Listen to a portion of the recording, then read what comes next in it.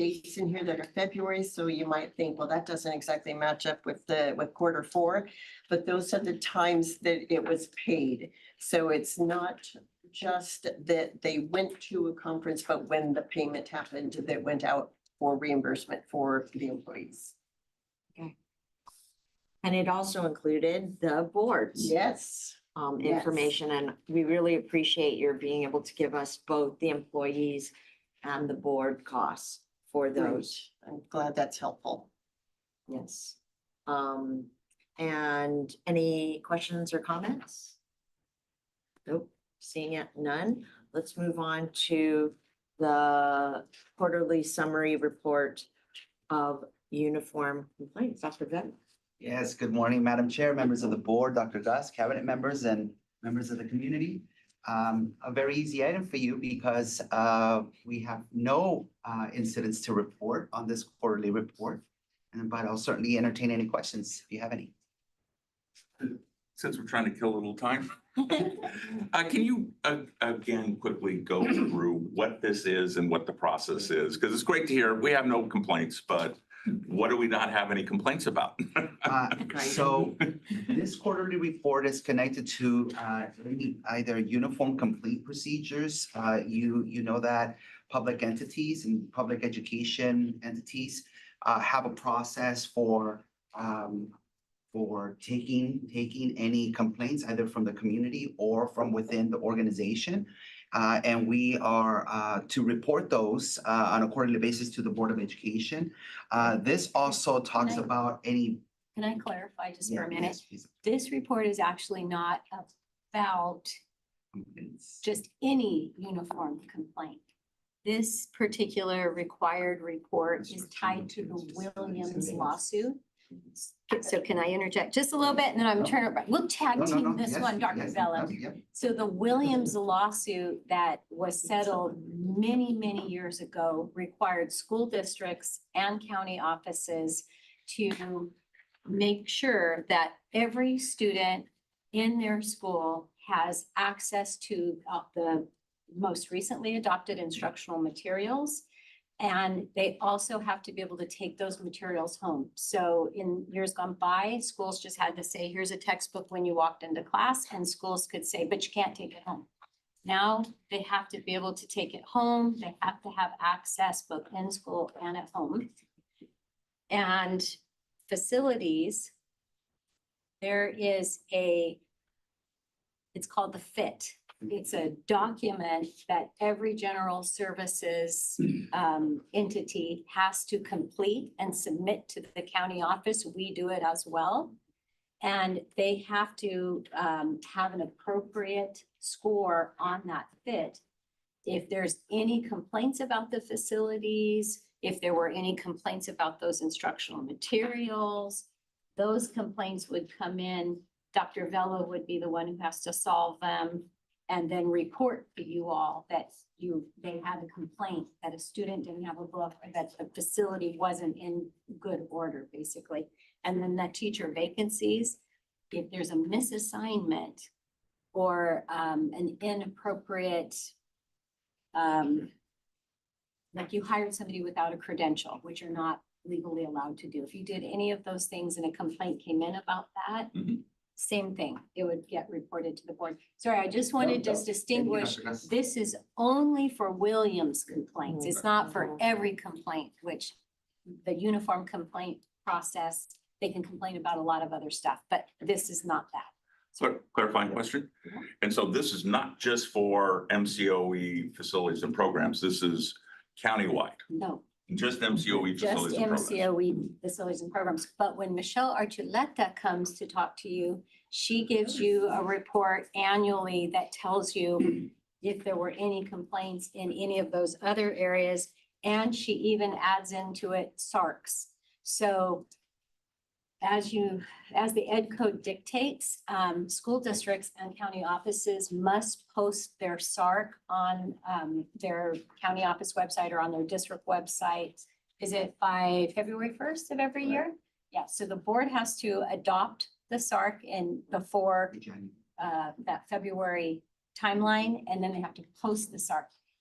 Michelle Archuleta has to go through every single school district that's a Williams school district. Mhm. And she has to make sure that they did post their SARC. And so on her report, you get all of these things plus who did comply with that SARC requirement. And so each individual district within the county has to do this process as well. If they're a Williams school. So now this part I would need help. Michelle's not in here. Sorry, I used to be the Williams person, but it's been a Okay. long time now. The state recently changed the requirement for who qualifies to be eligible for Williams. Maybe Dr. Vella, I don't know if you can Google that really quickly, or we can get Michelle to come back and tell you. But those that are eligible get their names on a list. And those schools within each district or those districts that are Williams, Mhm. they have to be visited within the first part of the school year. And that's also what recently changed through legislation. It used to be within the first 6 weeks. But because the change in identification, there were so many more schools that were identified that they extended the timeline so that there's a longer time frame by which those visits have to occur. But Michelle literally goes herself and takes a team of people who go out to every school in the county that's identified as a Williams school. They physically count the textbooks to make sure that the number of students in the class matches with the number of instructional materials that are available. She also sends a team to go out and check the facilities to ensure that their fits are accurate and up to date, and also check on any complaints that may come in during the school year. And then it's Lee's team who does the credential analysis for those schools to make sure that they're complying with the credential part of it. Did I leave anything out? And then Michelle does all the SARC reviews herself. That answers all of my questions. That's a lot, huh? And Ernesto's been the great person on our team who, if we were to ever have any complaints about materials, facilities, or misassignments, it's his job to resolve those. And we haven't had any in a long time. I think only one, maybe 9 years ago or 10 years ago. Yeah. And John, you remember hearing that complaint, because after that complaint, we revised our process to hear about materials adoption to ensure that there was enough time for public review before those materials ever came to the county board. Indeed. So thank you for those great questions. And thank you, Ernesto, for letting me jump in and tag team with you. Madam Chair, I just have one question. What are the requirements for the school districts to qualify under the Williams Act? And their benefits? You said some. So the eligibility criteria to be identified as a Williams school are 3. The school falls under continuous improvement or comprehensive support and improvement, also referred to as CSI. They have more than 15% of their teaching staff that is lacking the valid credentials in that area. Let me see. And I think it's also related to materials. Sorry, Lee, can you pull that one up yes, again? Mine is not giving me the 3rd criteria. But it really revolves around the 3 categories. So again, if they are identified for comprehensive support and improvement, CSI, if they need additional targeted support and improvement, I imagine both of those are related to academic progress. Yes. And then the 3rd has to do with teacher credentialing. Again, 15% or more of their staff that is does not possess a valid or clear preliminary teaching credential. And so basically they have to go through the annual review that then Michelle Archuleta conducts with a team. They go out, inspect facilities, they count textbooks, they check, and then I think it's our HR department that checks on the credentialing. Wow, wonderful. And to wrap it up, how many of the school districts are under that contract. I know it recently changed, so we're gonna have to look that up. We'll text Michelle right now. Michelle, but we can get that for you. Because if it is so beneficial and the uniform report, is enforceable in those, then my question is, why not the rest of the other districts are doing the same? From my experience as a principal, it's the goal of the school, the district to get out of Williams review.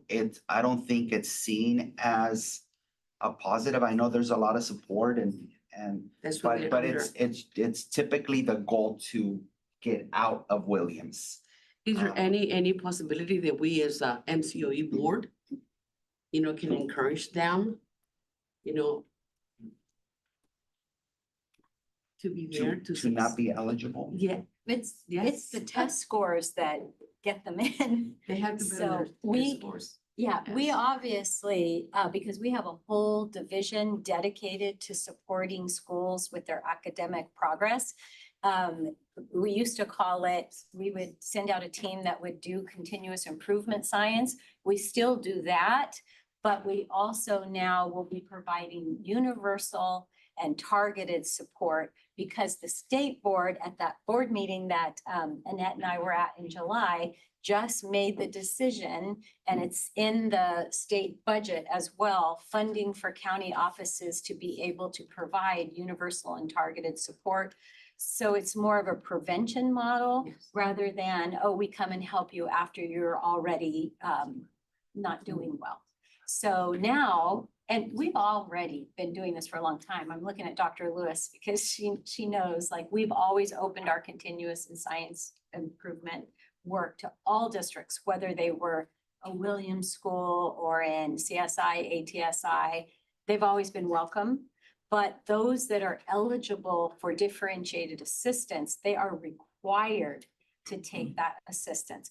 And you may recall, I think it was the last board meeting or the board meeting before that, Dr. Lewis shared a report and it showed that the districts that actually are in DA have been making greater Small. improvement than those who were not in DA. So to answer your question, Trustee Ocampo, we absolutely do provide that support. We provide it in a preventative manner and also when they are eligible.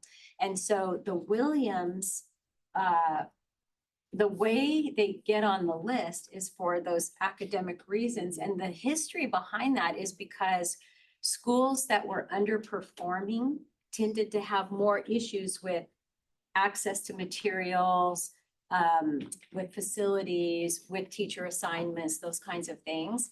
And so there was a lawsuit where parents sued the State Board of Education. And I know ACLU got involved in this lawsuit.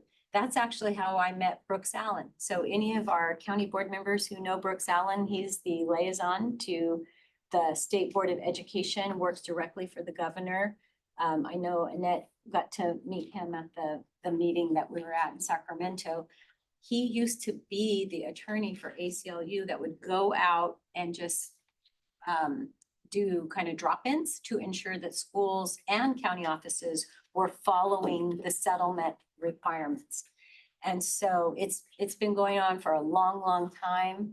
And it has changed over time, just, to try to ensure that the same list of schools doesn't stay on the list forever.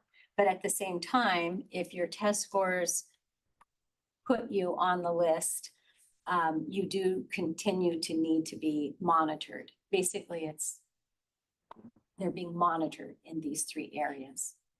I hope that answered your question. We can have Michelle come There's back. quite a lot of info. No, I Share. appreciate giving us that feedback, except, that as a board, we don't get the whole information. And we do not become aware of that. So it's nice to share with us those information. And especially the one that you shared the last, that you see the comparison, whether we improve it or not. That's something that I haven't seen, and I've been here almost 4 years in paperwork. So it's something that I would like to see, Dr. and it up Lewis to our will- fine. Yeah, so we Dr. Lewis can- will continue to Instead of make this asking questions presentation. in public, we can read through it, and if you have a question, choom, we address it to the right person. So, no, thank you. I'm satisfied with that info. Okay. So moving back to item 8.1, the quarterly investment report, Dr. Stanley, or do you want to introduce Jake, although we know I him? would like to, yes, thank you very much. And the thing that we would like to say is thank you to Jake and his team very much for the partnering that they did with us to get our unification project to the State Board of Education and approved. So that was a huge win and a huge commitment to all of you working with us, and we really appreciate it. Thank you. Thank you. Well, I'm glad to hear the successful result. Like I said, our office is always happy to help, and her team really did the bulk of that work. And sometimes, you know, the little time crunch gets a little good adrenaline rush, so that can be nice sometimes, I but don't think Annette agrees. All They this forgot Friday was a holiday. Yeah. right. Yes. Absolutely. Yes, so anyway, Jake is here to do our quarterly investment report. And you can see that this is for the period ending March. So don't, we're a little bit off schedule, but just keep in mind that this was for March. Yes, thank you for mentioning that. I was going to thank you and the staff as well as Lupe for getting us calendared on this item because we were having, I think, too many adrenaline rushes with the way that our board was lining up with your board. Oftentimes I was coming here the day after our report was received by our board and there just wasn't enough time for the documentation and everything. So I think we're working towards a little bit smoother transitions, but I might be here a little bit later than some of the quarters I'm presenting on. And with that said, if I haven't met everyone here, my name is Jake Stroud. I'm the treasurer tax collector. You might be getting a surprise investment report from the county. Hopefully you enjoy it. I'll try to go quick because I think I'm going to be late to my 9:30. But I'll move on. For those of you that have heard me speak, we'll follow a pretty normal process of taking a look first at prevailing conditions during the quarter. And our usual kind of wordy slide. Oh man, that font is really small. Hopefully you do have it in front of you, but I'll kind of summarize things. We are going to talk about the economy. Resilient has been the key word almost every quarter. I've been here for going back 4 or 5 quarters probably.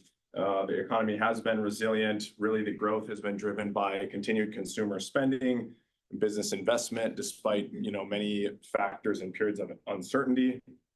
Speaking of uncertainty, there was some geopolitical risk elevated during the quarter. Obviously, we're aware of the Iran conflict. In my world, that kind of means energy concerns and can cause spikes in inflation. And the labor market has been cooling, continued cooling, but that has been slow. It is not collapsing. So the Fed continues to watch that. The Fed is on pause, the Federal Reserve. Rates were held at a 3.5% to 3.75% range. They continue to focus on data dependence, especially with the uncertainty that I just mentioned.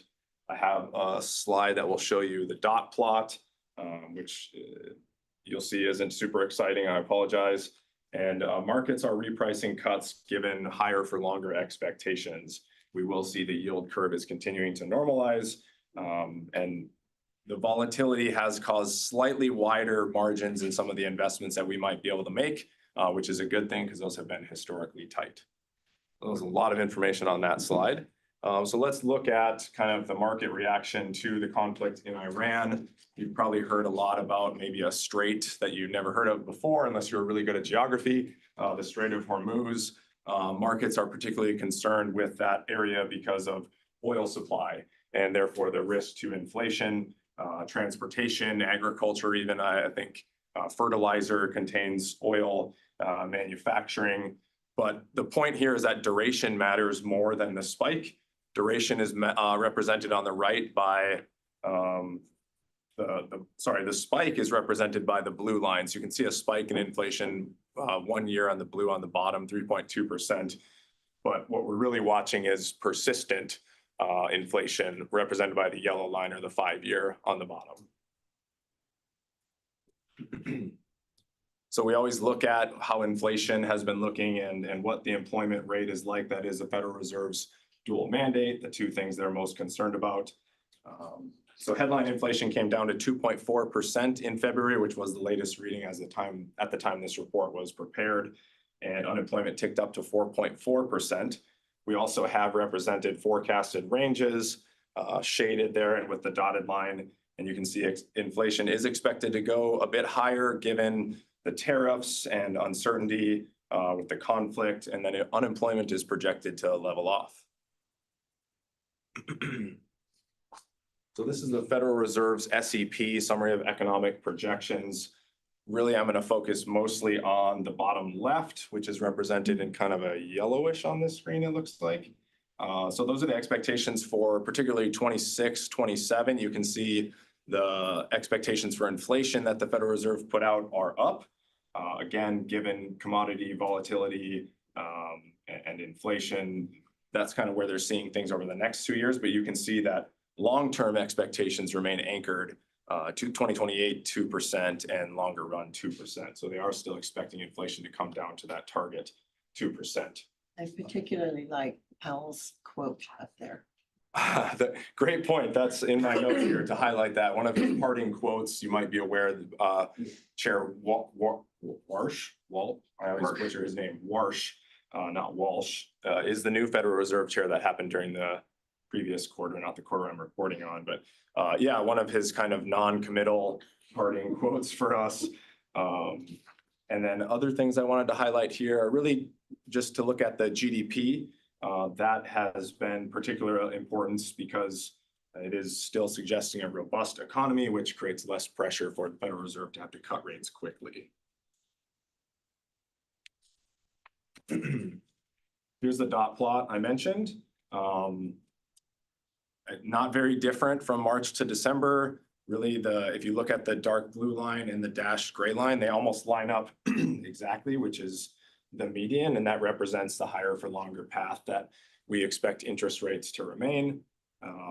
Slower pace of monetary easing, and really it's showing one interest rate cut, 25 basis points in 2026, 1 in 27, and 0 in 2028. All right, so we will look at the Treasury yield curve quickly here. It's not as steep as my textbook showed, but it is a positive sloping line here represented in the dark blue compared to the slightly inverted lines we've been dealing with for the past 2 quarters, represented by light blue and the dashed yellow or orange. And the reason for this is because, as you can see in the chart, all the yields moved up on all the maturity ranges. You can see positive 0.05% or 5 basis points for the 3-month, 0.18, 18 basis points for the 1 year, and that moved the entire line up and into a positive slope. So we will zoom in on the 2-year Treasury yield and quite the wild ride that it has had. The recent spike, as I mentioned before, brought it up to 3.79%, and it is still above the 20, 10, and 5-year averages at that rate. So continued opportunities for us to lock in good yields longer term. So now I'll shift towards looking more closely at our portfolio. Starting with kind of our key summary slide here, upper left, looking at our values, the portfolio market value is around $3.3 billion. Our weighted average maturity, or the average of when all of our investments are going to mature, is 453 days. The yield was 4.19%, and we brought in just under $34.7 million in interest during the quarter. Our credit quality remains very strong, and we continue to have a diversified spread across both sectors and maturities, represented by the pie chart on the bottom left and the maturities on the bar graph on the bottom right. Okay, so let's look at the sector allocation a little bit closer. As you're aware, treasuries remain our highest allocation, just under 43%, but our corporate notes allocation is up to 21.1%, as you can see. So we're finding opportunities in strong corporates, and we continue to maintain strong liquidity, represented by a few of the buckets up there, but LAIF, CAMP, CalTrust, those are kind of our overnight liquidity to make sure we can meet expenditure needs for the schools and for the county departments and special districts. Speaking of that, that's why this, when we were doing the wire transfer, that was millions of dollars. This is what Jake is talking about with liquidity. So we try really hard to Absolutely. make sure that we let the treasurer's office know when this is happening, but sometimes it's a little quick and they don't have time to act. And so liquidity is really critical. Yeah, you all do a great job, and that is one example of why liquidity, having that appropriate amount there and a buffer for the times that other departments might not do a great job of letting us know that they have some money going out the door. But yeah, great point. Thank you. And certificates of deposit and commercial paper continue to offer good short-term yields for us as well. So you can see the ranges there. Okay, this is the history of our sector allocation going back 5 years. So I just like to show it because it's kind of a graphical, colorful picture of kind of where we've been invested within those sectors over time. So you can kind of see how we've gradually diversified and changed things over the course of 5 years, with those colored bands obviously representing each of the sectors listed on the right. And I just wanted to mention that these are, you know, subtle changes based on opportunities in the market within our strategy.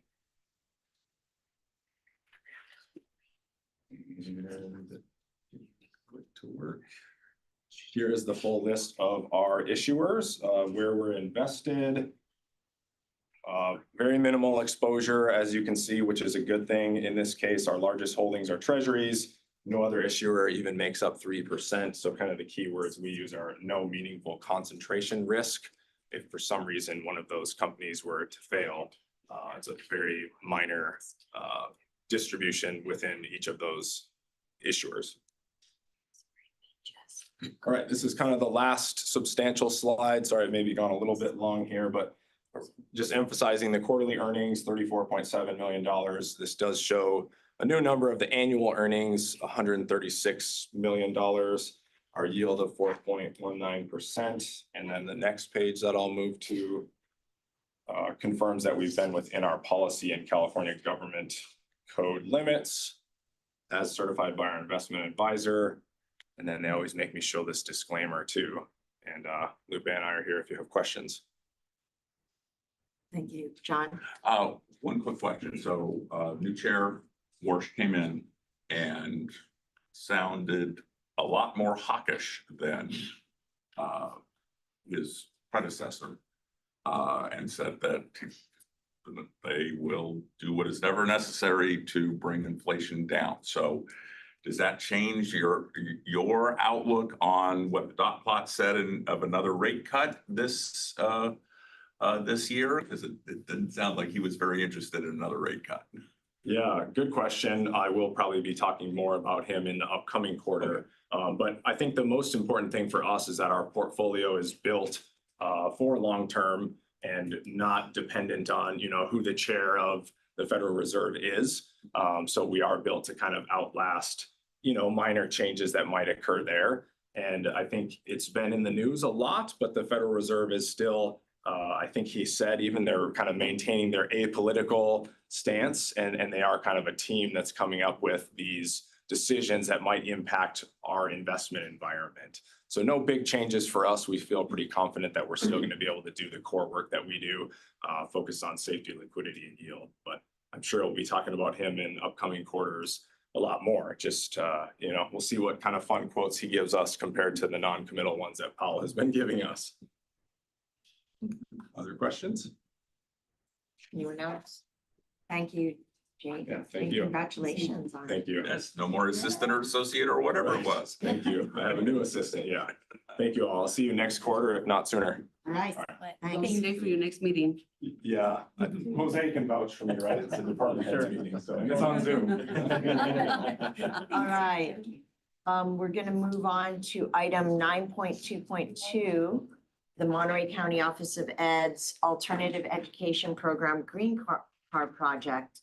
And I'm not sure who, are you introducing? I'll tee it up. Yes. And so I'm so excited. I want to say, I can't even remember how long ago, Dr. Vela, Deb Brow, and the Alta team came and said, hey, we really want to do this really interesting project. We want to engage Emiliano Valdez, one of our very talented team members, and Sean True, our also very talented team member who's got the green car expertise.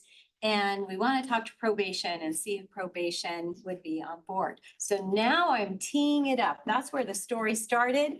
Please, Alt-Ed team, come on up. And we also, I want to acknowledge that not only do we have our own MCOE McKate team here, but we also are so fortunate today to have our probation presence here with us. They are the most amazing partners. We're so grateful for this partnership. You were at a county board conference not that long ago where you saw our own probation team members as presenters. We are thankful. They always do this. When we come up with a harebrained idea, they consider it. When it's too harebrained, they say no, as they should. And when it's not too harebrained and it's gonna be really good for kids, they find a way to say yes and ensure that we still do everything we need to do safely. So with that, Deb, I'm gonna turn it over to you. Yeah, thanks. So I'm Deb. I'm Deborah Brow. I'm the educational administrator and principal for the alternative education programs and specifically for the court school programs, Wellington Smith School. And we're located within the Monterey County Youth Center and the Juvenile Hall. Vice President Stack and Dr. Gus, we're just so happy to be here today. And thank you for providing us time. Thank you to the board and the cabinet members for providing us time on the agenda to be able to just celebrate and share this really groundbreaking milestone that I really feel encapsulates what happens when we have innovation and collaboration to bring student agency to the center of our work in the classrooms. So 2 years ago, we embarked on a collaboration with the Educational Services Division and the McKate Center to kind of look at like what would hands-on learning look like in our court school programs. I really want to take the time to thank Emiliano and Sean today, specifically for coming into our classrooms in those facilities and learning what that environment is like. It's so unique and it's not something you experience until you go in there and you get a sense of like what the limitations are, but also what all the opportunities are. So thank you for your collaboration. Through some student interviews and beta testing with the Fab Lab, some hands-on stuff with little robots and fun activities and just dreaming as big as we could, we have developed a whole CTE engineering pathway that we're calling Ion Racing, and it is fueled by creativity. We're very excited about it. So last year, 2 green car kits were drop shipped at the court facilities. They were in pieces and parts. And with the guidance of the instructors, the students put them together to make drivable cars. And the kids really did not think this was possible. They're hilarious when you talk with them. They're like, I never thought I'd do anything like this. We interviewed some of the students and one of them said, I thought this was going to be so hard when I saw all the pieces. But at the end of the day, with all the teamwork, it wasn't that hard. Those were the students' words. He continued to say, it really kind of like, made us understand each other and like, who likes to work with each other, because if you do something like put a loose screw in, it'll really mess up the car. So they started to identify the challenges with a project like this. And the last statement that this particular student said is, he said, the teacher really showed us what connects to what. And I just thought, damn, I never knew anything about this. So it's really exciting to see them reflect and understand the project. After many years in our court schools, I've observed what makes this program particularly exceptional is that we have student agency at the center of it. It's about the students in the classrooms. We shifted that instructional model to put the power of learning right into the students' hands. They've been working in small collaborative groups with their peers, solving problems in real time, and they took complete ownership of the build. I cannot wait to show it to you. So we have a small video to show you, and then we're gonna allow you to ask some questions of our team, and I think we have a couple other people who would like to make comments. So if you could cue the video.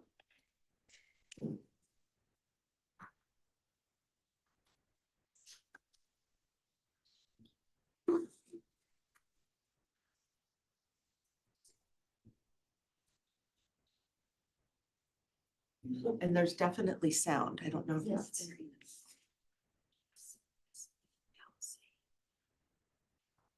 Well, I tested it yesterday and it was working and I don't know.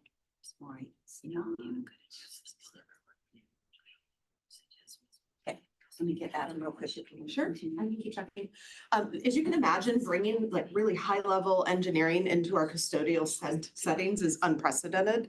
And we're so grateful for our probation colleagues for allowing that to happen. One of the students said, who would have thought they would trust us with all these tools? Like, and they're just so excited that they're given the tools and given the ability to really break things, make mistakes, and put things back together and get it to work. So I'd like to acknowledge specifically the Chief of Probation, Jose Ramirez, Crystal Sanchez, who's a division director at the Youth Center, and Richard Fenton, who's the Program Services Manager at the Juvenile Hall. Because without their support and collaboration on this, we would not have the success that we've observed. Emiliano, would you like to talk about what's next? Is the video getting queued up by Adam? We have IT coming over. Okay, fabulous. Emiliano, and thank you so much. This has been a pleasure. Emiliano Valdez, I'm the director of McKay Media Center for Art, Education and Technology, part of Ed Services here at MCOE. What's next? One of the things that I think that has been really transformational for us is the transformation of education spaces. So I just wanted to share about the podcast that we started associated with this particular project. And we chose podcasts because our typical mode of operandi is video. And because of anonymity, we cannot show faces. And so we chose voices, right? But what I guess the transformation of space really came to fruition when I did a first feedback podcast with the students. And this was done at Wellington Smith. And we transformed the visitation room into a podcast studio. And so when we think about that impact on an individual who typically goes into that space to visit with family, visit with their, various supports, this idea of building agency in that space is vital. Right? This is their communication space to the outside. It's their communication space to those that are helping them and guiding them. And so really this idea of transforming that space into a place where their agency, they're so excited about the program. They've never experienced anything like it. The level of individual agency comes through the responses, and there'll be access to the first 2 episodes of the podcast soon. But it was phenomenal. I mean, it still makes me well up emotionally to hear a student who is facing, the consequences of their choices, but to really line that to what engineering is all about. Right? And engineering is that you have to concentrate and not throw away the mistakes. The mistakes hold vital information of how to move forward. And I think they made that connection to the work itself. And so this impact that happens with students in these spaces are, again, they're truly transformational. I could not contain myself just posting them. There was no prompting of what their responses were. They were pulling together, I imagine, a lot of the services that they get inside, from guidance, leadership, ways to reimagine where they're going to be and how they're going to function in life. And all of those held a place front and center around their learning. And I think that was an impact that is really important. Obviously, we know we have McKay, we built that space to impact students in that space, specifically around CTE, but to really take that on the road and transform a space like Wellington Smith or the Youth Center and creating this vibe of agency, this importance around who they are as individuals and what they can do and what they've accomplished is really incredible. So that is the direction that we're going to be going in, is to provide more podcast programs across all of our county schools as well. We've already got, I've been doing a lot of professional development around that, but I think we're going to see that that's a great place for students to talk about their learning and to be excited about it and to celebrate the agency that they're experiencing every day in our learning environments. So that's what I wanted to share. That's where we're going. Hopefully the video is going to come forth. Sean, would you like to share a little bit? Sean is our Right, John, you have a question? Just really quickly. Yes. The National Steinbeck Center just built in what is the bookstore, a podcast studio. Yeah. So I'm not sure if you probably know exactly what you're doing. Yes. But there is now a resource, a public resource of a podcast studio. Absolutely, because it's for everyone. That's the thing about podcasts, and you can go into those spaces. We have similar spaces around communities. I think Digital Nest has something like that as well. But I think it's a great place, right? It really is. So without further ado, Sean, he is our manager for our Central Coast Mobile Fab Lab, also part of Ed Services and the MCOE team. I like it when people introduce you in these situations because they say all the first things that you You're would gonna say. say. when you walk in. So you all know who I am. I think that what I want to say about the work that we're doing with the students in the Green Car program is that we have a group of students who haven't felt successful in systems, in any systems, right? We can kind of generalize that as we think about these student populations. And where they have felt powerful, where they have felt successful, it's not always in the most socially constructive ways.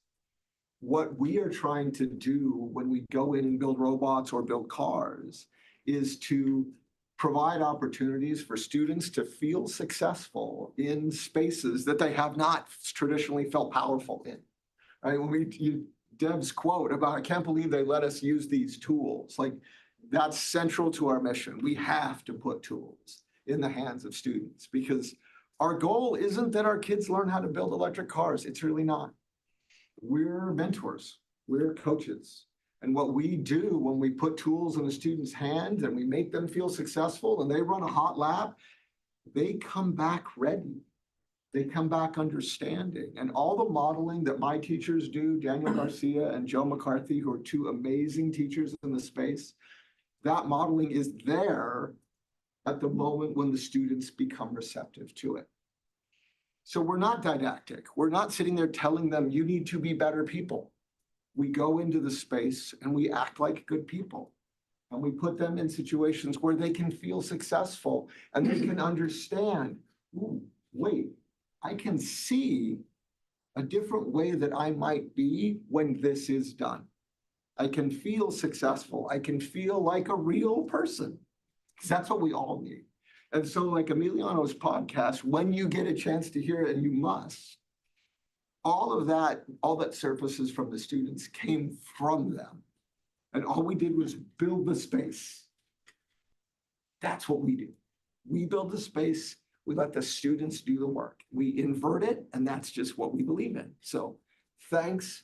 I see Adam. I'm hoping he has a video because come on, man, I count on you in these situations. He's going to try to get our car to Laguna Seca too. So, but yeah, without any further ado, my hope is that we can play a If we have video. to play it without sound, we can play it Yeah. without Yeah, sound. we've kind of done a good job of narrating what Yeah, was there. but there, There we Oh, go. I got it. we have sound. Look at this. Qualified. Can change lives. Through the Green Power USA program, students in alternative education are designing, building, and racing electric-powered vehicles while developing real-world skills in engineering, collaboration, problem-solving, and perseverance. Beginning at the Salinas Youth Center and Wellington M. Smith School, this initiative pairs hands-on technical learning with meaningful mentorship, giving students the opportunity to discover new strengths and new possibilities for their future. As Monterey County Superintendent of Schools, Dr. Deneen Gus explains, when students are given the opportunity to work on innovative projects like green vehicle technology, learning becomes exciting and meaningful. Programs like this help students stay engaged while developing skills that prepare them for the jobs of tomorrow and empower them to contribute to a more sustainable and innovative future. Through Green Power, students aren't just building electric race cars, they're building confidence, purpose, and a vision for what comes next.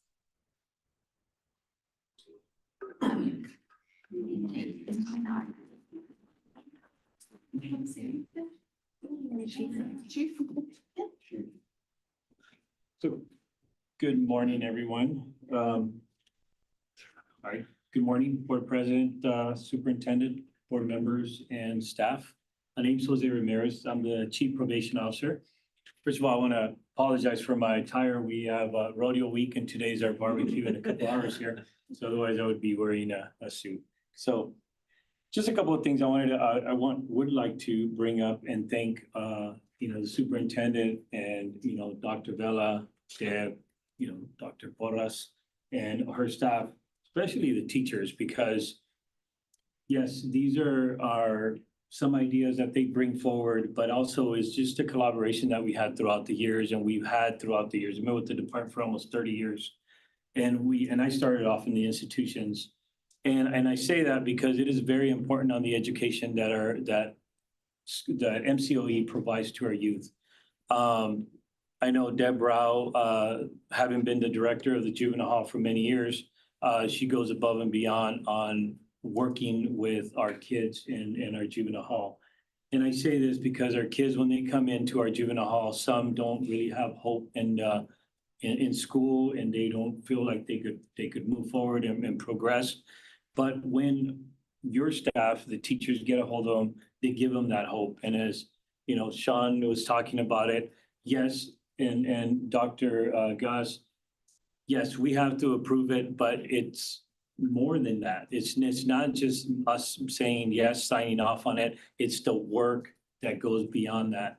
And again, having the experience of being the director of the juvenile hall, it could be 5 o'clock and Deb's still there. It could be, past their hours and the teachers are there.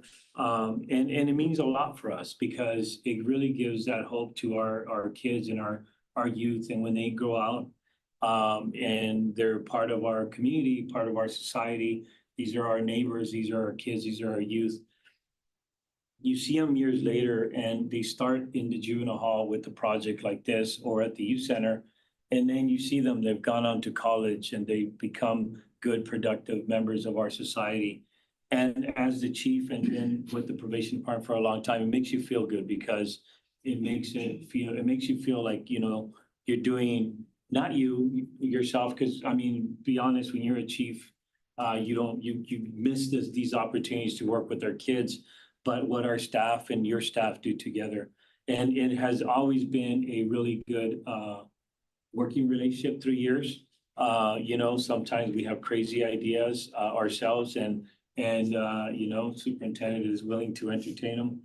So it means a lot because I think everyone here, including the board members, if you didn't care about youth, you wouldn't be sitting where you're at. And so my whole point to this is, thank you for, allowing, the Office of Education to move forward and do projects like this, because it means a lot, not only to us, but for the youth and the kids that we serve in our community. With that, I'll introduce our staff. I know that they're the ones that actually do the work, like I said.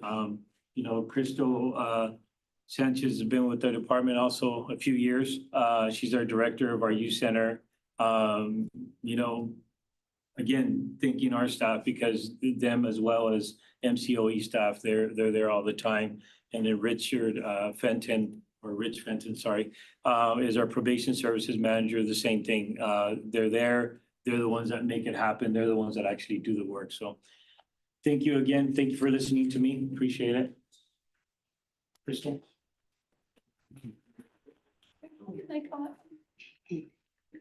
Putting me on the spot because wasn't prepared that I was going to speak, but thank you for the opportunity. I truly appreciate the staff from MCOE and the opportunities that they provide to our youth.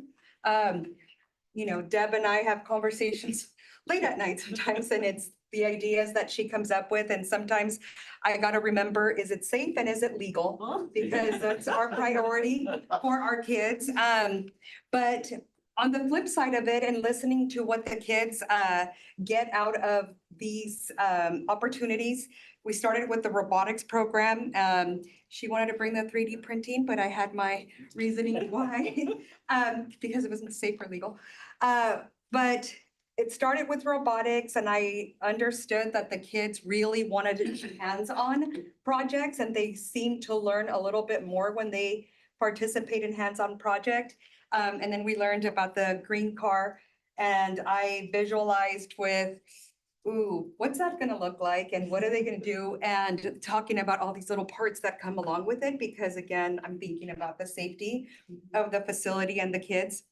But what comes out of it is the confidence from the youth, and you hear it when you walk into the units and you hear like, oh man, I built this whole car, and them talking about it to the other youth.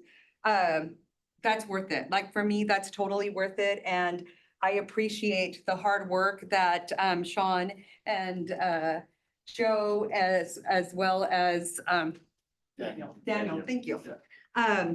Because they truly are mentors to our kids. The kids have total respect for them, and they talk to them and they hear a little bit of the stories. And so I know that they gravitate to wanting to help the kids a little bit more. So truly grateful for all of you. Thank you. Thank you.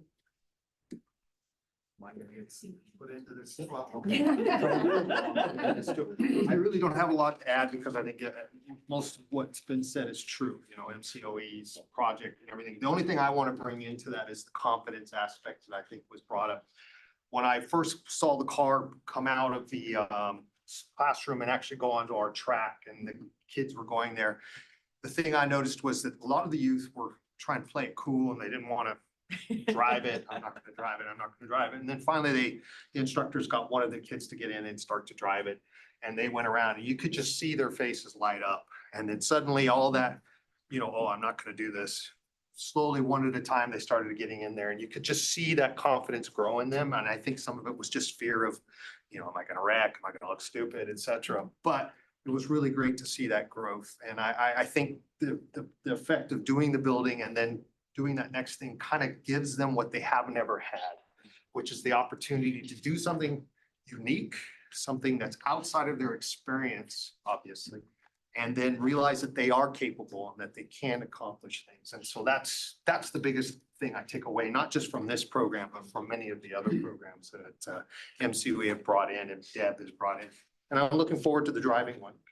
So as soon as that one gets going, it's going to be great as well. So, all right, thank you very much. Thank you. Thank you. I think that's everyone. So thank you so much. He's talking about the driving simulators we purchased for the kids. So we have those ready to go too. And that's it. That's all we have to share. Unless you had other questions for the team. Thank you. John. Well, I'm gonna climb up on my soapbox. Okay. This is the reason that I find my why to continue to be on the board is to help these kids specifically. We have the best county office in the state, and these are one of the reasons why. And, you know, the two things that come to mind is, and you already said it, you know, how do we get those kids in that facility? How do we not be babysitters for them to just graduate to adult prison? How do we get those kids in those facilities to engage and then move on in a different direction that they were on when they came in? And there's two things. Number one, confidence. Giving them the feeling that, yes, I can do this. I can succeed out there in the real world with real people. And so absolutely. And the other thing, it's a tired old saying, but if you do something for work that you love, you never work a day in your life. And, you know, this is something you guys should, you know, show them videos of Formula E and things like, you know, really, you know, maybe it's not, you know, it's racing, it's but, you know, to now have something that they can latch on to, that's like, oh, I like doing this. I want to do this going forward. And suddenly their future isn't just this fog of, I don't know what's going to happen. I can see it. And if I can see it, and I now have confidence that I can go do it, then that's, you know, we've done our job. So excellent work. Thank you. And if you'd like to come see the car, I hear my 6-foot tall teachers fit in it. So. Oh, wow. Okay. Sandra. First of all, I'd like to say thank you. Thank you all, you know, for this wonderful project. It begins the whole idea 2 years ago. And with that idea, you know, of getting together the right people with a mentality of helping our kids. In providing not only confidence, but trust. You know, trust is the key word. Because when you start earning their trust, they open up to whatever learning experience you would like to invite them to be part of it. And with that in mind, once you build that little seed, you, as a mentor, as a teacher, as a director, start pushing that idea of letting them know you are a value. You're not different to the other kids. You've been here in these four walls. This is not preventing you from learning the future of what to expect once you leave the building. And since I've been on this political arena as a trustee, my mentality is that every kid is doable if you provide them with the right tools, comfort and support. Okay, so I'm not a believer that people will say, you know, this kid is not doing well. No, I do not. I need to help those kids to better build our future in life, not just for us, in society, and for them as well. You know, I'm very happy that this idea from 2 years ago, it take a life. And that life is the beginning of those green cards. And as I'm seeing in the video, I remember walking in Monterey, seeing some individuals driving those kinds of vehicles, and they're not cheap. They're expensive bicycles or cars. So would you believe that when someone who's there, you know, saying, I struggled because I got caught stealing, I got struggled because my parents were divorced, whatever reason they have in life. And you guys, you know, with the probation department, with the mentoring, with the teachers, come out with this idea and make it a reality. You know, the measurement of happiness from those kids is amazing. You know? Thank you so much. So I'm amazed to see this presentation, and all I can say to you is thank you so much for being there for these kids, because as a trustee and the whole of the board, is our goal to make our kids successful. So what I want to do for you is this. I'm honored to have you here doing this presentation and wish you the best. Thank you so much. Okay, thank you so much. Thank you. You want to say something? I guess I'll get on the soapbox. Okay, please. So I just want to share that I teach at the state prison. I teach men doing life.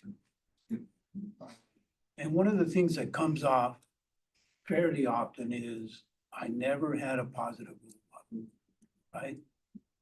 Those guys doing life, their role models were the gang members, but all those folks with the negativity. I think you guys are providing those positive role models. You know, not just have them incarcerated, not just let them do their time, go to court and see what happens. The stuff that you guys have given them tools, right? That's amazing to them. Somebody trusts them. Somebody has some faith in them, and that's what they're looking for. It's not even building the car. It's the idea behind it. And thank you guys for that, for doing that, for taking the time to do that. We can sit up here and take credit for a lot of that stuff. We're not the ones that's down there doing the work with them. Thank you guys, all of you, for what you can do.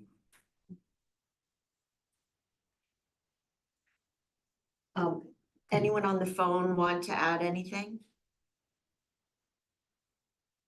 Okay, I just will say that also, in terms of job opportunities, that MPC's auto program, which has switched from kind of internal combustion engines to electric cars, a bunch of those graduates now work at the Tesla store. So Madam Chair, look that up, you know? I like to make a request to the Sure. board. If it is possible to provide these students with a resolution recognizing them, their effort. They don't have to come here. We can provide a resolution. They couldn't come To here. the director. Yeah, Unless That y'all. would be amazing.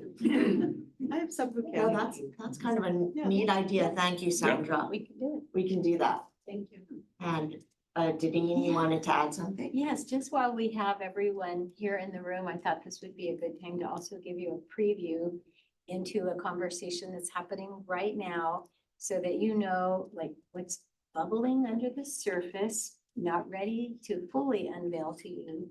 But Chief Ramirez and I have talked many times and our alt-ed team, many times have we had the conversation now about the next big innovative move is to add a career technical education pathway in the business field. So we've shared with several of you the notion of whether it's a barista truck or a bakery truck or some kind of truck like that. Yeah. So we now are in a good position. Deb and Stephanie and Dr. Vela have been working behind the scenes to really put together the nuts and bolts for that pathway. And then now the next piece to this is where we are in need of the investment for the actual truck or trailer. And so we are planning to submit some foundation grants to see if the foundation could help us fund it.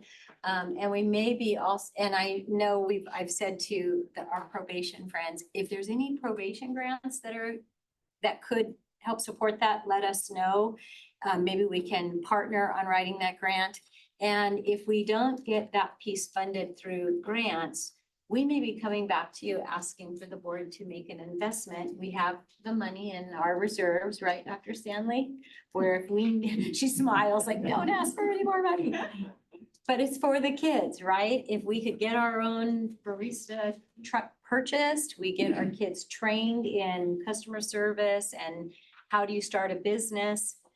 And that's the thing now. All the young people want to go out to the taco, they're not called taco trucks now. What are they called? Food trucks, the food trucks. So that's what we're working on next.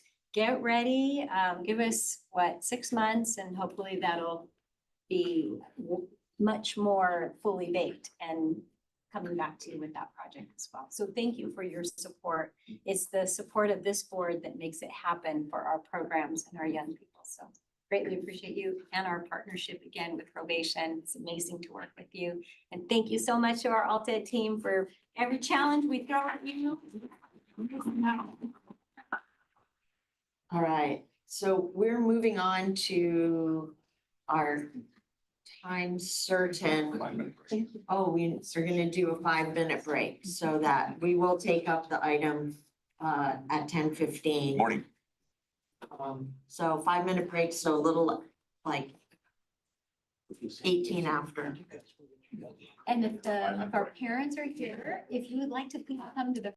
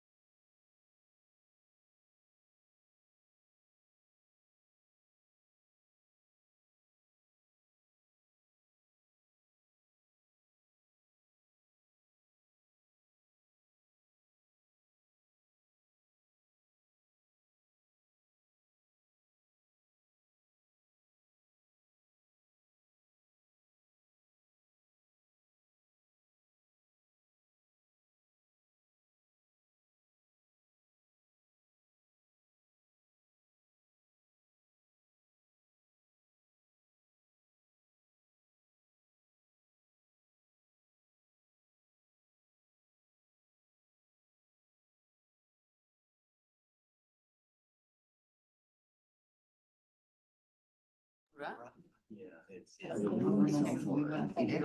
I no veo, sí, sí ha escuchado de Convoy Industries. Esa no la he visto. And for the No es algo members who are here, we also want to let you know that you have in the back, so please help yourself. Feel free to grab a cup of coffee, or if you'd like a bottle of water. And they. Do we have everybody still on the line? They're all- Printing. Heather and Mary, They sell it and Virginia, they support are you all on? themselves. They hire people. I'm on. Heather's on. Heather's on. Mary, are you still on? And, and Virginia, are you on now? I am. Okay, great. All right, thank you. All right, we're gonna continue with item 6.3. Item 6.2 was resolved, so we're gonna go with our 6.3 interdistrict transfer appeal number 262702. And make sure I'm on the right one.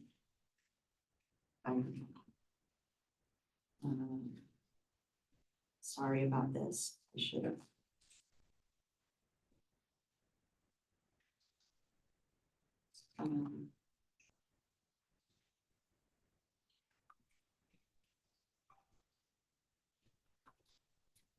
Okay, 262702.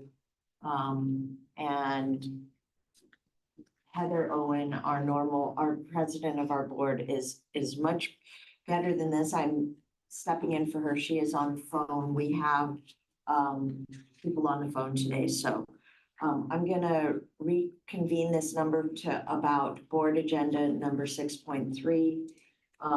Can we have introductions, Dr. Goss? Absolutely. And since we have our current matter and the matter coming up next, we have both sets of parents in the room. I'm going to do the staff introductions only once because you're here to hear both. So it's my pleasure today to introduce you to the members of the Monterey County Office of Education's team.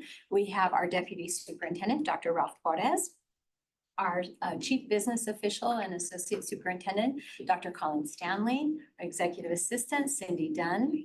I'm Deneen Best, County Superintendent. We have our Assistant Superintendent of Student Services, Dr. Ernesto Vela, and our Chief Human Resources Officer, Lee Butler. Does somebody have the mics off? Yeah, there we go. And now it's my pleasure to also introduce our Board of Trustees. So first, let me introduce our chair for today's meeting, Trustee Annette Eastek. We have Trustee John McPherson, Trustee Jaime Fernandez, Trustee Sandra Ocampo, and on the phone with us today, we have Trustee Mary Claypool, Trustee Heather Owen, and Trustee Virginia H. Mendoza. Right. I'd like to dispense with the reading of the letter of appeal unless one or more parties request that the letter of appeal be read. Looks like not.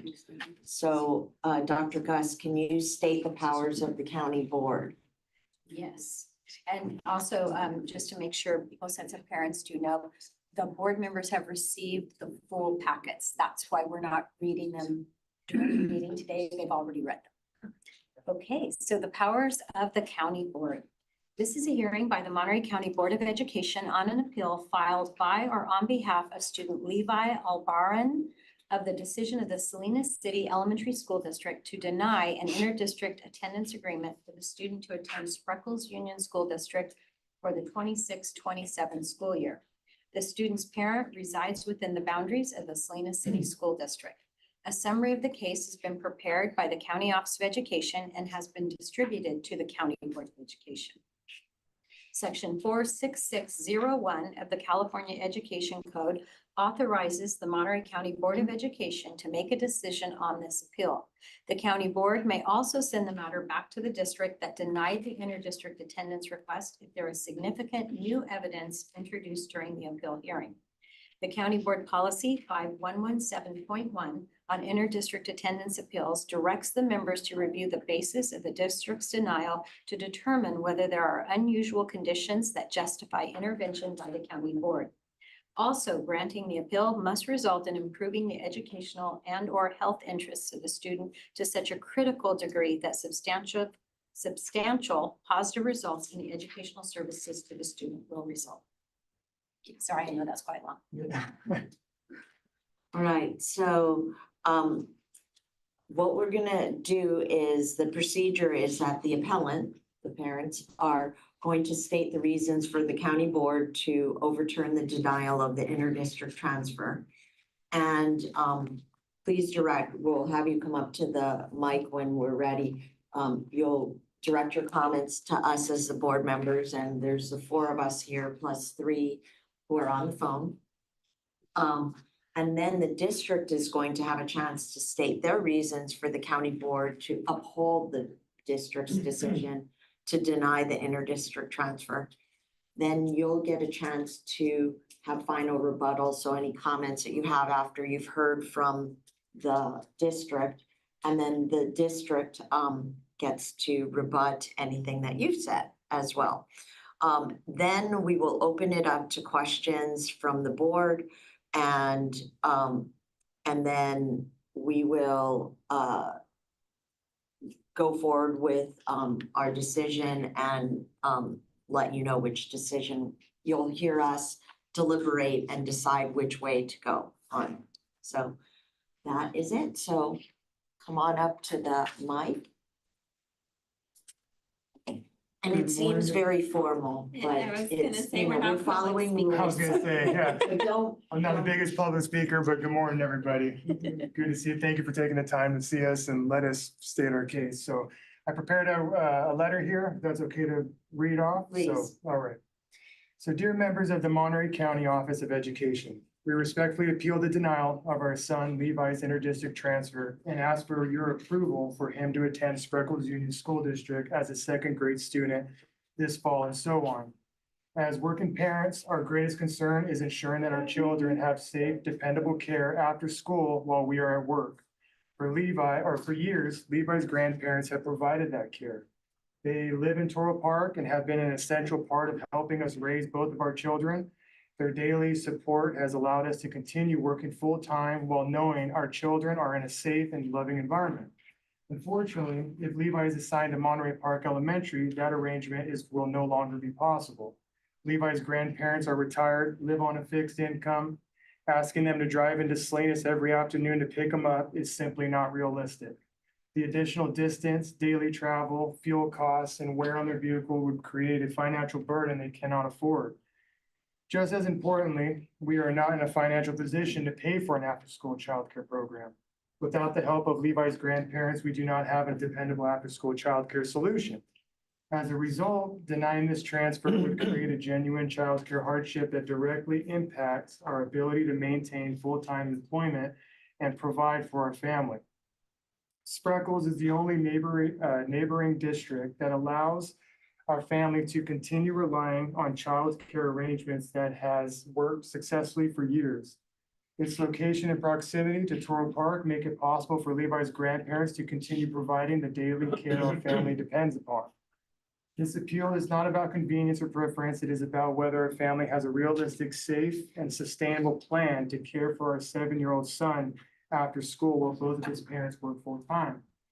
In addition to these child's care concerns, our family is already facing the challenge of having our 2 children attend two separate school districts. Our daughter Shay has attended Washington Union School District since 2019.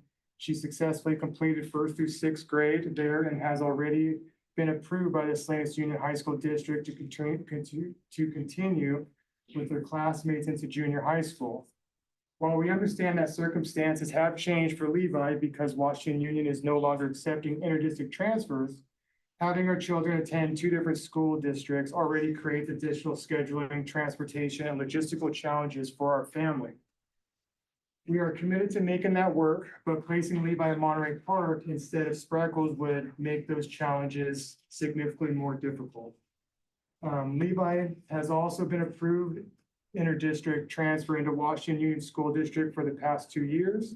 When we learned that Washington Union would no longer accept inter-district transfers, we were heartbroken. We began this process in March, and now, only weeks before school begins, we still cannot tell our 7-year-old son where he will be attending school. And he asks us regularly, and it is incredibly difficult not having an answer for him.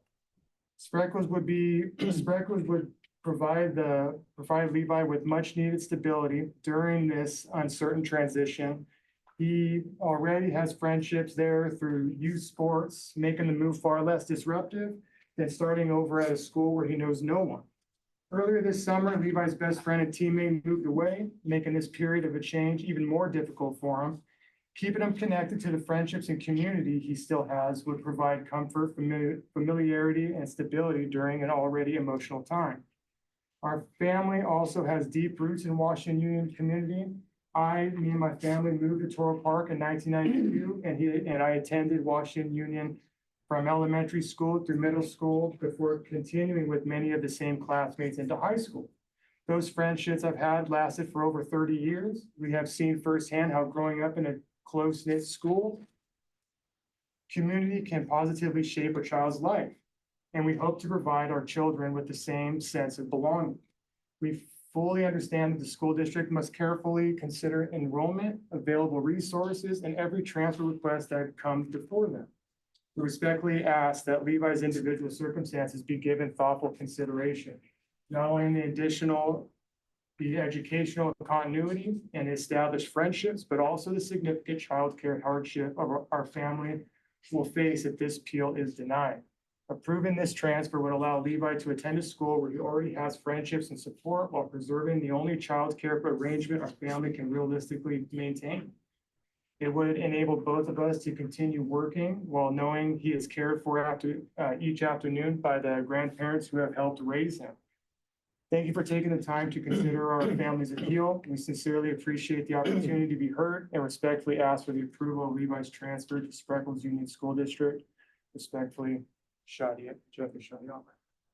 Thank you. Thank you.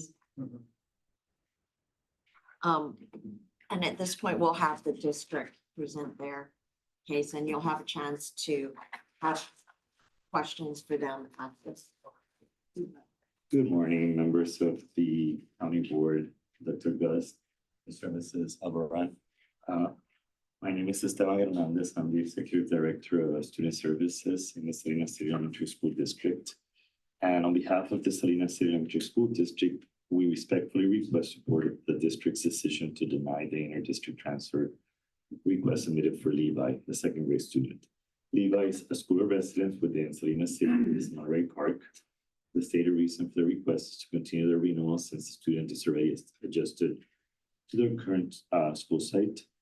The circumstance does not meet the criteria established under Ed Code for an inter-district transfer approval and the categories that we have described in terms of the approval options.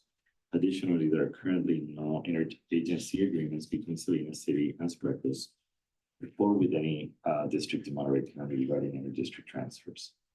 The family's residence is within 0.3 miles walking distance of the student's school of residence, while the requested school is approximately 3.6 miles away.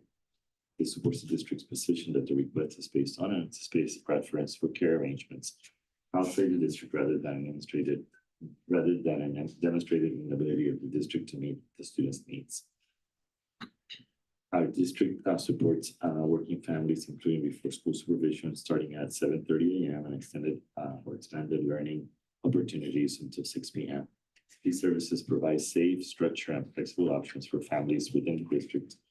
Additionally, Salinas City continues to provide comprehensive educational opportunities to support students designed to meet the needs of students' families, including dual immersion, advanced learner services, and project-based learning.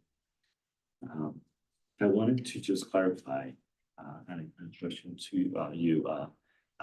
The request in previous years, and we're looking at renewal, but it's a renewal that wouldn't be for the same district that Levi was attending before, the same school. So it would still be a change in terms of school setting. But I also wanted to understand why the request came for Spreckles and not for Washington Union, given that the grade level would still provide, in my understanding, an opportunity for continuance, if we're looking at the rationale for continuance within the established school setting and community, I believe second grade is still approved. So that was just a point, question or clarification. Thank you. Sure, thank you. Yeah. So the question was, why not stay at Toro Park? Well, just to clarify, because your applications prior to this one were to what? Yes, so we had the transfer over at Toro Park, but they have stated that they will no longer take transfers. So they said that they will accept whatever school the child is at, they'll let them finish out that school. So since he's in first grade going to second, he can go all the way to third grade to Toro Park. But then after that, he's got to go somewhere else. So by them not accepting that, we're trying to get him into the next school best option for him so that he can stay there and continue and not keep jumping around to different schools. We would love to stay at Toro. That's where I want him to be at. That's where I feel the most safe with him at. Spreckles is the second best option, which I love Spreckles. You know, I'm familiar with that place as well. So that's the only reason why we're trying to jump over to Spreckles over there. You know, so with Toro, I would rather stay at Toro if we could, but other than that, that's the reason why is they're not accepting anymore for that, past that. I feel like I transferred schools as a child, and I think it's easier for them to transfer when they're younger versus when they're older and their friend groups are more established and there's cliques and things like that. I'd rather do it now, where he's still outgoing and can make friends with anybody. And he already has multiple friends at Spreckles from sports. Spreckles doesn't really have sports. They all play at Toro. So he has multiple friends there already. Kind of already has like that foundation inside of that, you know, so, yeah. And then too, I didn't want to make a plan, and you know, we live close to Monterey Park, but I'm not a stay-at-home mom. I'm a working mom, so it's not like I can just walk over and pick him up. I'm at work. I would not be picking him up his grandparents. Correct.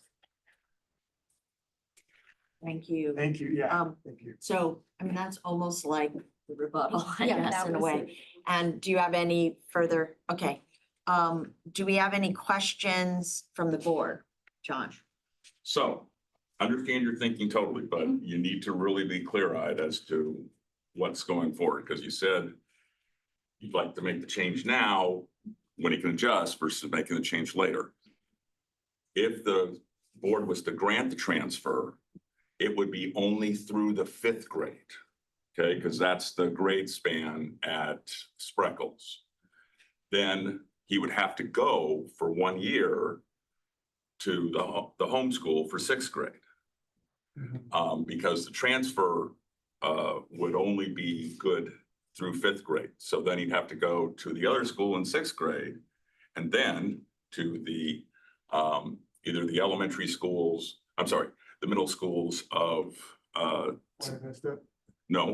Salinas Union High School District, because that's the district of residence. Right? For 7th grade. For 7th grade, right. So potentially, if we were to grant the transfer, you're looking at same school through 5th grade, then a new school for the 6th grade, and then the Salinas Union High Schools for 7th and 8th. Right. Versus if you just moved him into the school now, while he's young, and he can make friends, he'd basically be in the same school through the 6th grade, and then with those kids, when they go to junior high. So it's a convoluted thing, because Spreckles, so the elementary school district is through the 6th grade, and then the high school district is 7th grade on through 12. Where Spreckles has the 2 schools, one is to the 5th grade and the other one is to the 6, 7, and 8. And so there's a crossover, but there's 3 school districts involved in here. There's the city school district, there's the high school district, and then there's Spreckles. So either way, if your main objective is to minimize the amount of change down the road, going to the school district of residence and starting it now is the way to do that. I absolutely heard all of your other reasons for wanting to do this. I'm very sympathetic to that, but I wanted to make sure you understood, because the last thing I want you to have, to be in a position is 3 years from he's a fifth grader and now he has to change schools as a sixth grader. Would he not be able to go sixth, seventh, and eighth at Buena Vista? No, well, you would have to apply for a transfer again. So our daughter is the same. Mhm. So she just went into junior high and we had no issue getting her released from Salinas. Because that was the high school district. Right. Yeah. The issue is sixth grade, which still is the elementary school district. Does that make sense? Yeah. It'd be a lot clearer if Spreckles went through the sixth, but they don't. They then it goes over to Buena Vista. So I can't say if you would, once your son returned to Mission Park for the sixth grade, I can't say, it sounds, potentially the high school district would then grant him the ability to go to Buena Vista. I would not put money on that. But the big issue is there's that crossover at the sixth grade where this, if we were to grant your appeal, it would only be good through the fifth grade. He'd either have to make the change for the sixth grade or you'd have to get an appeal approved for that. Yeah. Gotcha. We would be willing to do, I mean, our goal is to keep him with the same classmates all the way up. I want him to go to Spreckles and then to Buena Vista. That is I want to make it clear that very, very likely would need to go to Mission Park for the sixth grade, the way the system is set up now. Okay. So that's the point I want to make sure you guys understand. Yeah. Okay. I see what you're saying. Okay. I got you. I'm not understanding though why, because Spreckles, all of their kids go to Buena Vista. It is an interdistrict transfer appeal. Interdistrict transfers are only good through the grade span of the school the child is attending. And Spreckles, of the school, the physical school. Yeah. Okay, Spreckles, the school site, only goes through the fifth grade. Then Buena Vista is sixth, seventh, and eighth. That's where the crossover comes, where you would have to apply for another interdistrict transfer for him to be able to go to Buena Vista for the sixth grade, and the Salinas City would have to grant Allow it. you out. Right. And if they It's the same don't, situation as now, Right. but in the Right. sixth grade instead of second grade. does that make sense? I do, because Okay. it's Salinas, the Salinas district after that, after Spreckles, it's the Salinas district. Looks just like San Venancio, Right, correct? yeah, San Venancio is sixth, seventh, and eighth, but that's the Salinas right, school district, Right. not the Monterey. right. So to try to put it as clearly, if you look at middle school as being sixth, seventh, and eighth, that covers in the city of Salinas, Right.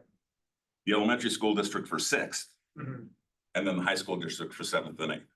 So this would only, if we were to grant it, it would only be good through fifth grade. He'd have to make a change at sixth grade, and then you could figure out what to do for seventh and eighth after that. But still in those 4 years, I mean, we still got 4 years in the same school district where will he be comfortable now? I'm not arguing, No, I'm no, not, no, I just wanna, I'm yeah, sorry. I'm not trying to convince you of anything, I just wanna make sure that you understand. I Right. do understand, but, and I feel like this is maybe some of the disconnect. Our daughter's been a transfer since she was in kindergarten. She's going into 7 and we've never had an issue. I was able to mark renewal on the form and now it's just disappeared and it feels like nothing else is being taken into consideration. I understand. Whereas I mean, Yeah. there's so much more that goes into it. Yeah. Understood. Thank you. Madam Chair? Yes. I just like to thank John, for your explication about what you can do and what you cannot do. Yeah, thank you. And as long as you are totally aware of what you said just a while ago, and you said, yeah, I have 4 years to go. Then keep in mind that we will see you again. Yes, thank you. All right, any further questions for either the district or the family? Okay, do I have a motion for this appeal? Madam Chair, I'd like to make a motion. Okay, I, trustee Ocampo, hereby move that the student 26-27-02 should be allowed to attend the Spreckle Junior School District through the highest grade offered by the school in which they are enrolled. okay, I have a motion. Do I have a second? Annette, Yes, Heather. Annette, this is Heather. Yes. Did you say shall? Shall be allowed, so Shall, shall be okay. allowed to attend Spreckles. Okay, can I second that motion? Yes, I have a motion and a second. Can I have a roll call vote, please? Annette Eastek, Yes. John McPherson, Yes. Jaime Fernandez, Yes. Sandra Ocampo, Yes. Heather Owen, Yes, Virginia Mendoza, yes, Mary Claypool. yes. So your family, Thank you. just keep in mind what we discussed. Thank you. Okay. We'll do everything. All right. We're gonna fight for him to make it all the way up. All right, thank you very much. Thank you, guys. All right, we have, thank you very much for coming. And we're moving on to item number 26, 27.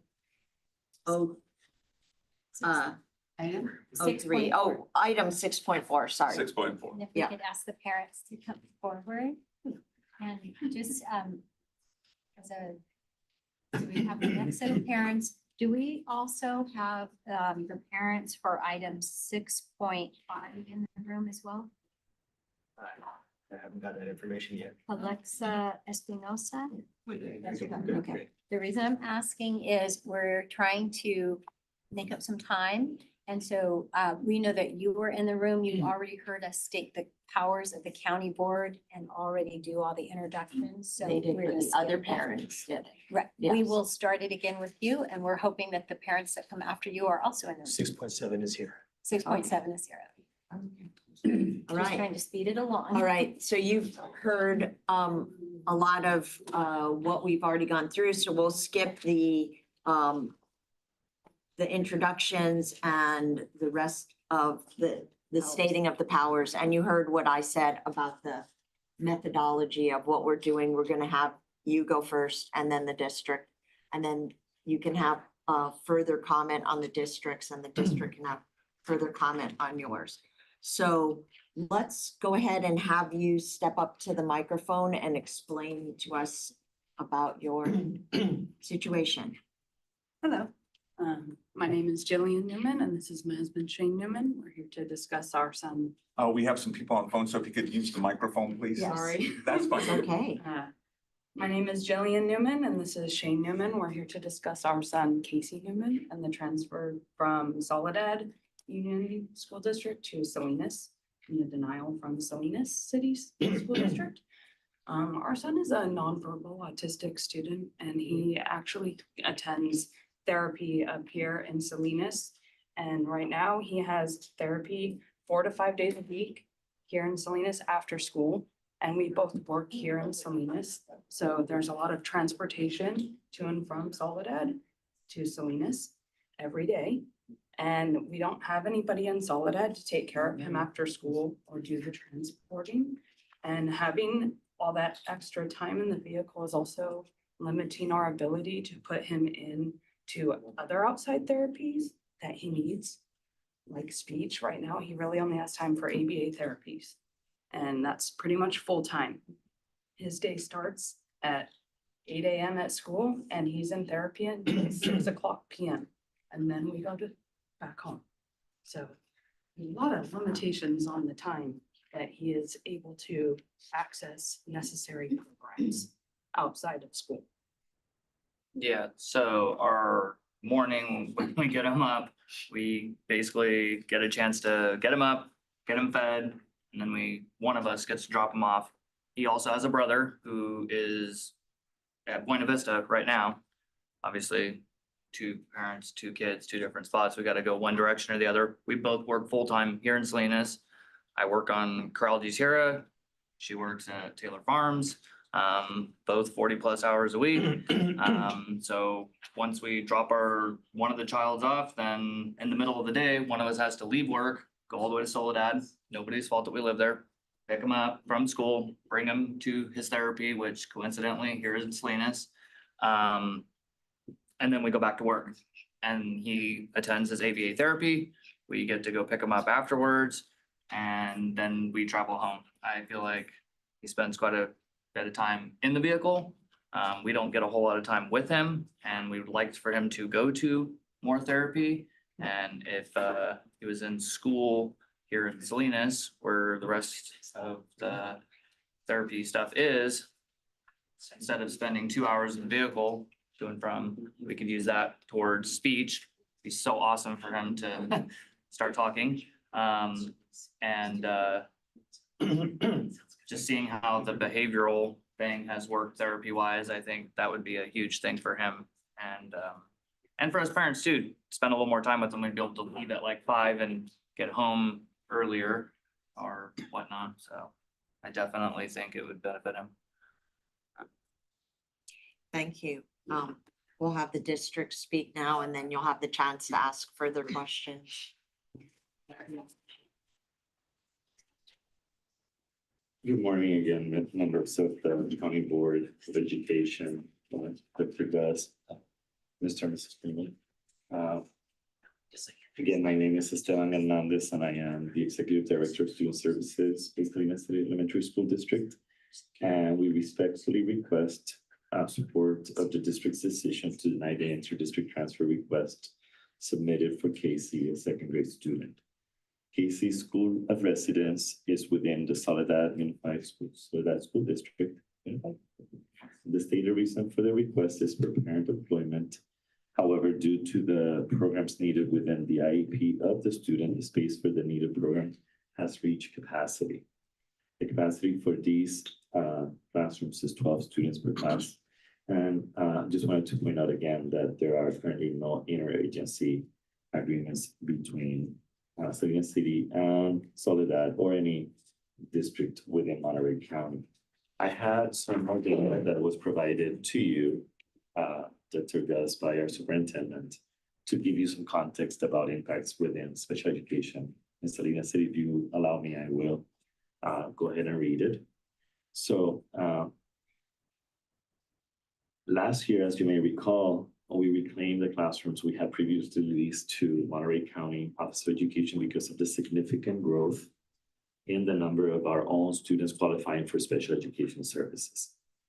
This year, we have opened approximately 4 additional extensive support needs classrooms, and they are already nearly at capacity before the school year has even begun. To provide additional context regarding our current capacity, students within Salinas City, we serve 1,580 students with individual educational program plans, IEPs. An additional 112 resident students are currently being served in Monterey County Office of Education programs. Each of whom could request a review of placement in a district operated class. So they could request coming back to our spaces. We're continuing to place students. Could you give me that number one more time? The ones that MCOE is. So we have currently we serve 1,580, an additional 112 resident students of our district are being served in county programs. So each of them could request space back who belong to our district. We're continuing to place students within our district who have recently qualified for special education services. We currently operate 6 extensive support needs classrooms across 6 different school sites that serve students at grade level and level of need. The need student who's and the need of the student who's in this case Casey's case that's on the agenda today. The class size and limit for these classrooms is 12 students. Most of these classrooms are already at the maximum of 12 students, with the remaining classrooms currently at 11. Based on the current enrollment, staffing, and program capacity, we have significant concerns about our ability to accommodate additional placements while continuing to provide an appropriate educational program for all students we currently serve. Dr. Andrade also wanted to add that our special education program exceeded projected costs last school year, resulting in an additional $1.3 million encroachment on general fund. While our first priority is assuring students receive appropriate services, this further illustrates a significant growth in demand our district's experiencing and the importance of carefully planning for sustainable program capacity. All right, do you have any further questions for the district? No, I mean rebuttal, sorry. Or comment. So there's no room.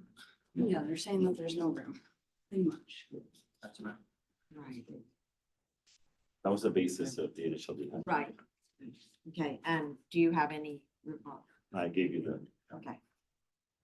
Did you have something that you Yeah, want to ask? and I do not ask this question lightly because I know it's not a light question. Have you explored the possibility of moving into the Salinas City boundary, school district boundaries?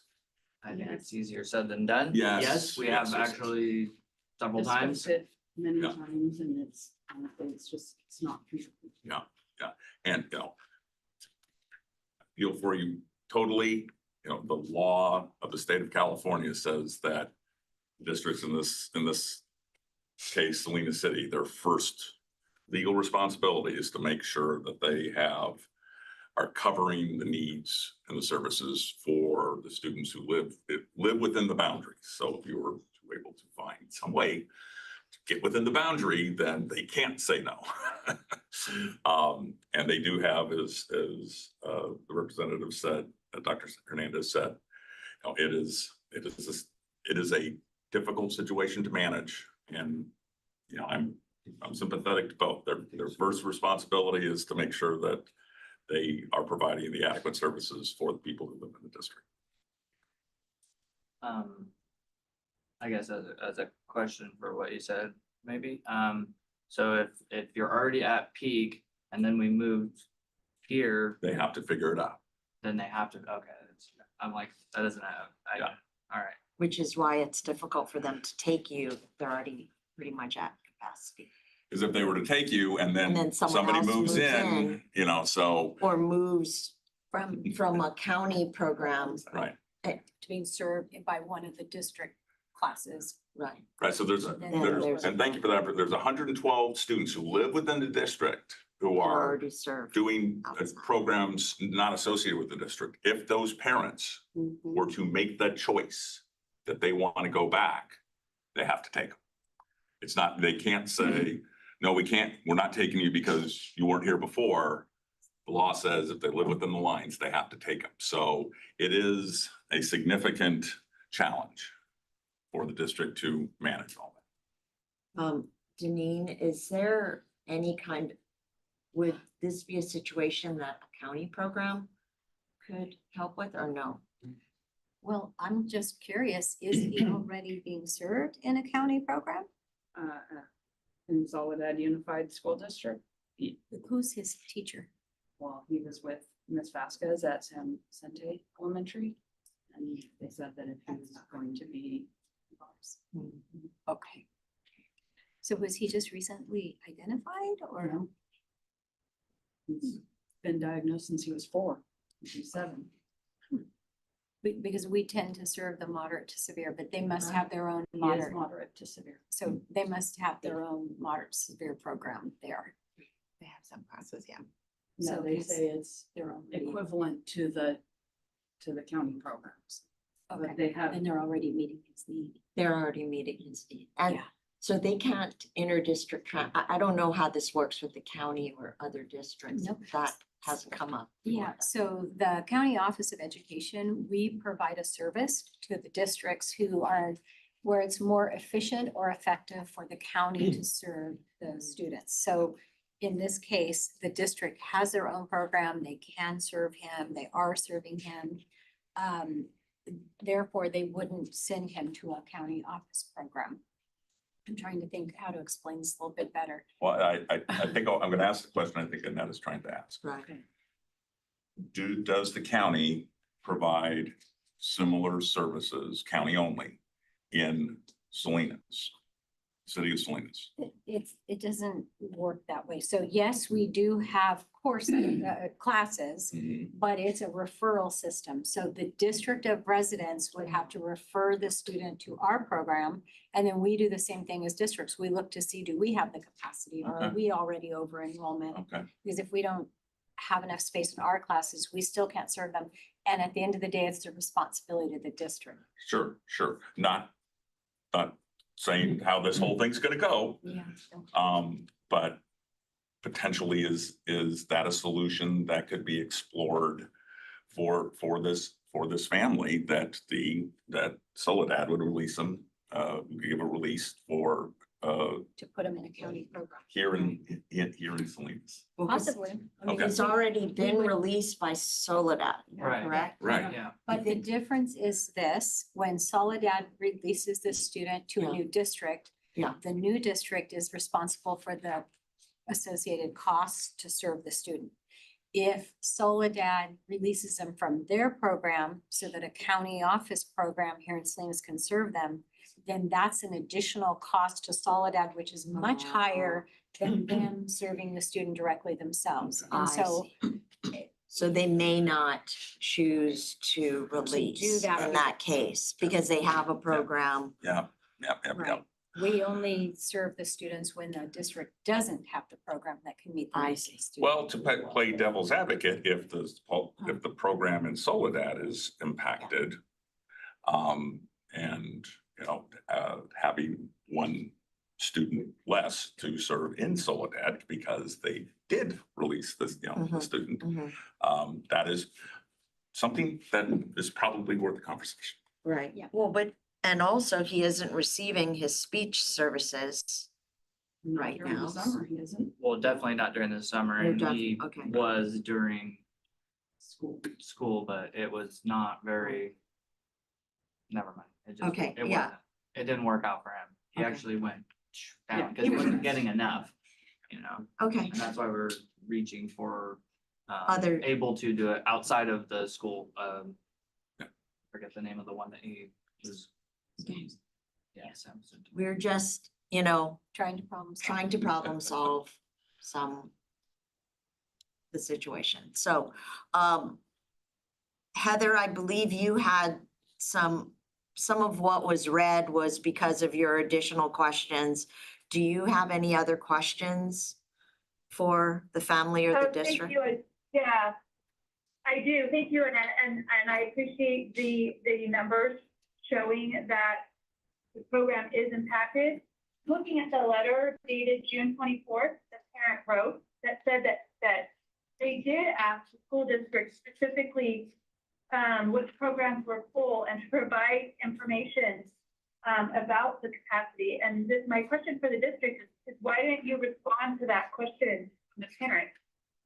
Because that is a reasonable question. You say they're denied and they ask for a reason why. It seems like that's an easy question to answer for the parent. And I'm just wondering why that wasn't done. The details about who was on board or not during those days, I cannot exactly say, but I do have the 4 specific questions that were requested, and I can provide that information as well. And it, in the end, is impact altogether, whether it's a detail about one particular level of service or another, they're all impacted. And we have wait lists for students that are within our program that are waiting for a seat to get into a particular service, and those that are potential ones that may, as I stated before, possibly coming back. If you wanted details about the extensive support programs is one of the questions that was asked. That one is impacted, and I shared that earlier in terms of the programs we have and the additional classes that were added. The specific. My question is more, why didn't you address parents' question when they asked it originally instead of waiting for this meeting to discuss their question? Because that question is a legitimate question. Yes, and I understand that it probably was more the programmatic of who was on board at the time of the extra email to provide you the timely response. So apologies for not giving the details then. And to piggyback on trustee Owen's point, if the information had been provided, we might have avoided this inter-district transfer appeal. And the complexity of it is when you have to be very careful to go into specific meetings that have been closed through the end of the school year to determine what services. So it's not like we have a list that is ready and automatic to date. You have to go into Cyrus as our system to see if there is going to be some more likely additional impact. So it's not one thing where we can just press a button and get immediate information. We have to be very cautious to not providing inaccurate information by responding without attention to the detail that needs to be. We have to go almost case by case to see if out of the 1580 that we currently serve, there's going to be others that are going to need other services as those included within the request. So it's safe to say that the confidentiality of these individual cases is a factor. For sure. All right, do we have any further questions on either side?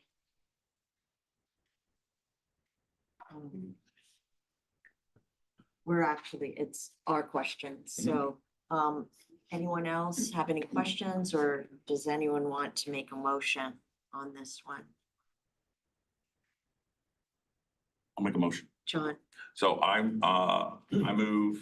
hereby move that student 262703 shall not be allowed to attend the Salinas Elementary School District to the highest grade offered by the school in which they are enrolled for the impact that it was, a reason being the impact it was described by the district. I do encourage you to work to see if there's an option that if Soledad would be open to the option of the student being served by the county program here in Salinas, which would seem to be a good solution to the problem. Alternative. I'll second the motion. I have a motion and a second. Can we do a roll call vote, please? Annette Eastet, Yes. John McPherson. Aye. Jaime Fernandez, Sandra Ocampo, Yes. Heather Owen, Aye. Virginia Mendoza, Aye. Mary Claypool, Aye. Good luck, I hope. You're able to answer. Thank you.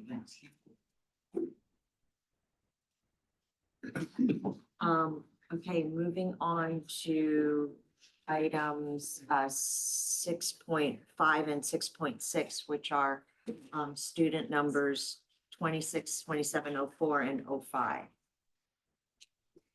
I think we're gonna have to start. Sorry, we're just actually with parents really quickly to let them know that we will reach out to the solid ed district. Yeah, that would be. That'd be very That would be really nice to do. We can't guarantee anything, but No, we'll try our but best. let's Yeah. try. Yeah. Let's try. Okay, and for 6.5 and 6.6, Dr. Vela is going to be our translator, and we'll do all the translation for both the parents, for the district, and for any of our board members. And I just want to do a quick check. Do we also have the parents for 6.7? That would be, give me 1 second. Ulysses? Excellent. Do we have the parents for Noah as well?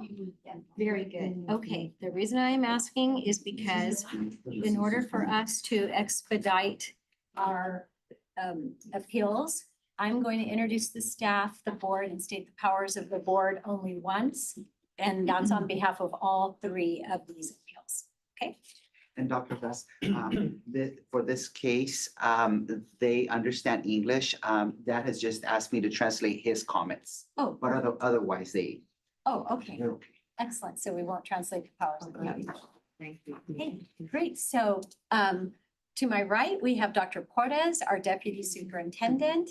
We have Dr. Colleen Stanley, our CBO and Associate Superintendent. We have Cindy Dunn, our Executive Assistant. I'm Deneen Gus, County Superintendent. We have Dr. Avila, Assistant Superintendent of Student Services. And we have our Chief Human Resources Officer, Lee Butler. And our county board members, our chair for today is Trustee Annette Eustak. We have Trustee John McPherson, Trustee Jaime Fernandez, Trustee Sandra Ocampo, and on the line calling in, we have 3 board members, Trustee Mary Claypool, Trustee Heather Owen, and Trustee Virginia H. Mendoza. All right. Oh, yeah, and you can do the, we'll dispense with the reading of the letter of appeal unless you would like us to read that. So it sounds like nobody has requested that. And at this point, can you state the powers of the county board? Yes. This is a hearing by the Monterey County Board of Education on an appeal filed by or on behalf of each of your students on the decision of the district that denied or didn't receive. I'm trying to do all 3 in one here.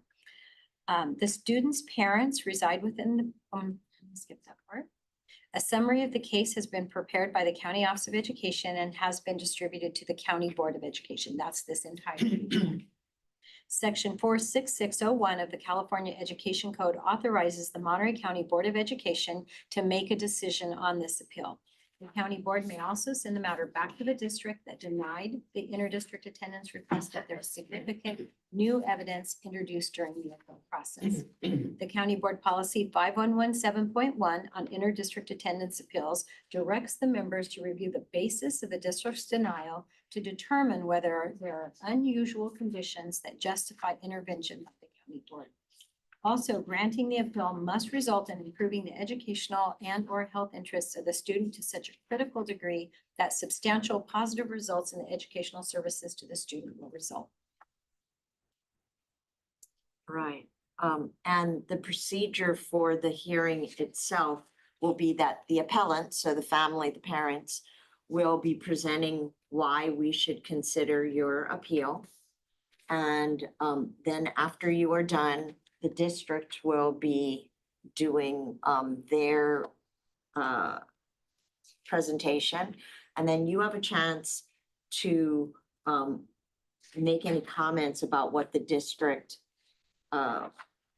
presents to us, and then the district has the same about your comments. And when you are addressing us, when you come up to speak to us, you're addressing the board members who are here and then the ones who are on the phone. And then after we're done with all of that, we're going to take questions from the board. And then we'll entertain a motion about whether we uphold the appeal or we deny the appeal. And so that is the procedure. So at this point, if you would like to come up, that would be great. And if you could, give your comments in short enough pieces so that Dr. Villa can translate, that would be great. Yeah, for when you're ready for that. Okay. Good morning, members of the board. My name is Celia Paredes Sanchez. This is my husband, Jorge Espinosa. I just want to begin by acknowledging the letter I sent to you. And the letter explained how deeply rooted my daughters are Senorita. I also need to clarify something I forgot to mention. Our emergency contacts, the people who support my daughters in real moment of need, all live within the Senorita district. These are family members who have stepped in during medical emergencies, school incidents, in times when my daughters needed immediate help. Their support is not optional. It is essential to my daughter's safety and stability. My daughter Alexa and Elisa have grown up in Senorita. Since kindergarten, the district has been their home, the place where teachers know their names, where staff recognizes them, and where their support system has been built over years. That stability matters deeply to our family because mental health matters. Feeling safe, supported, and connected directly affects how children learn, how they behave, and how they see themselves. I also brought something with me today. These folders, They hold my daughter's certificates, their academic awards, their achievements. I didn't bring them to show off. Sorry.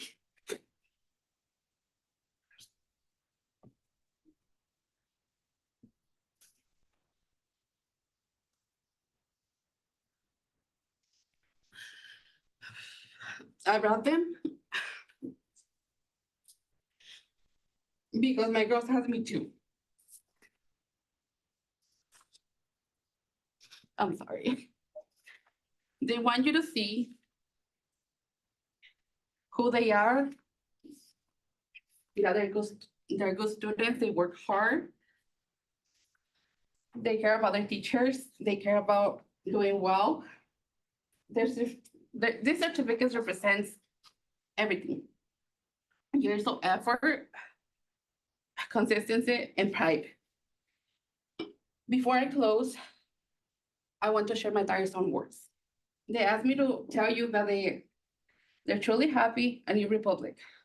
They feel safe there, they enjoy their classes, they feel supported by their teachers and friends. As their mother, I see how much confidence, stability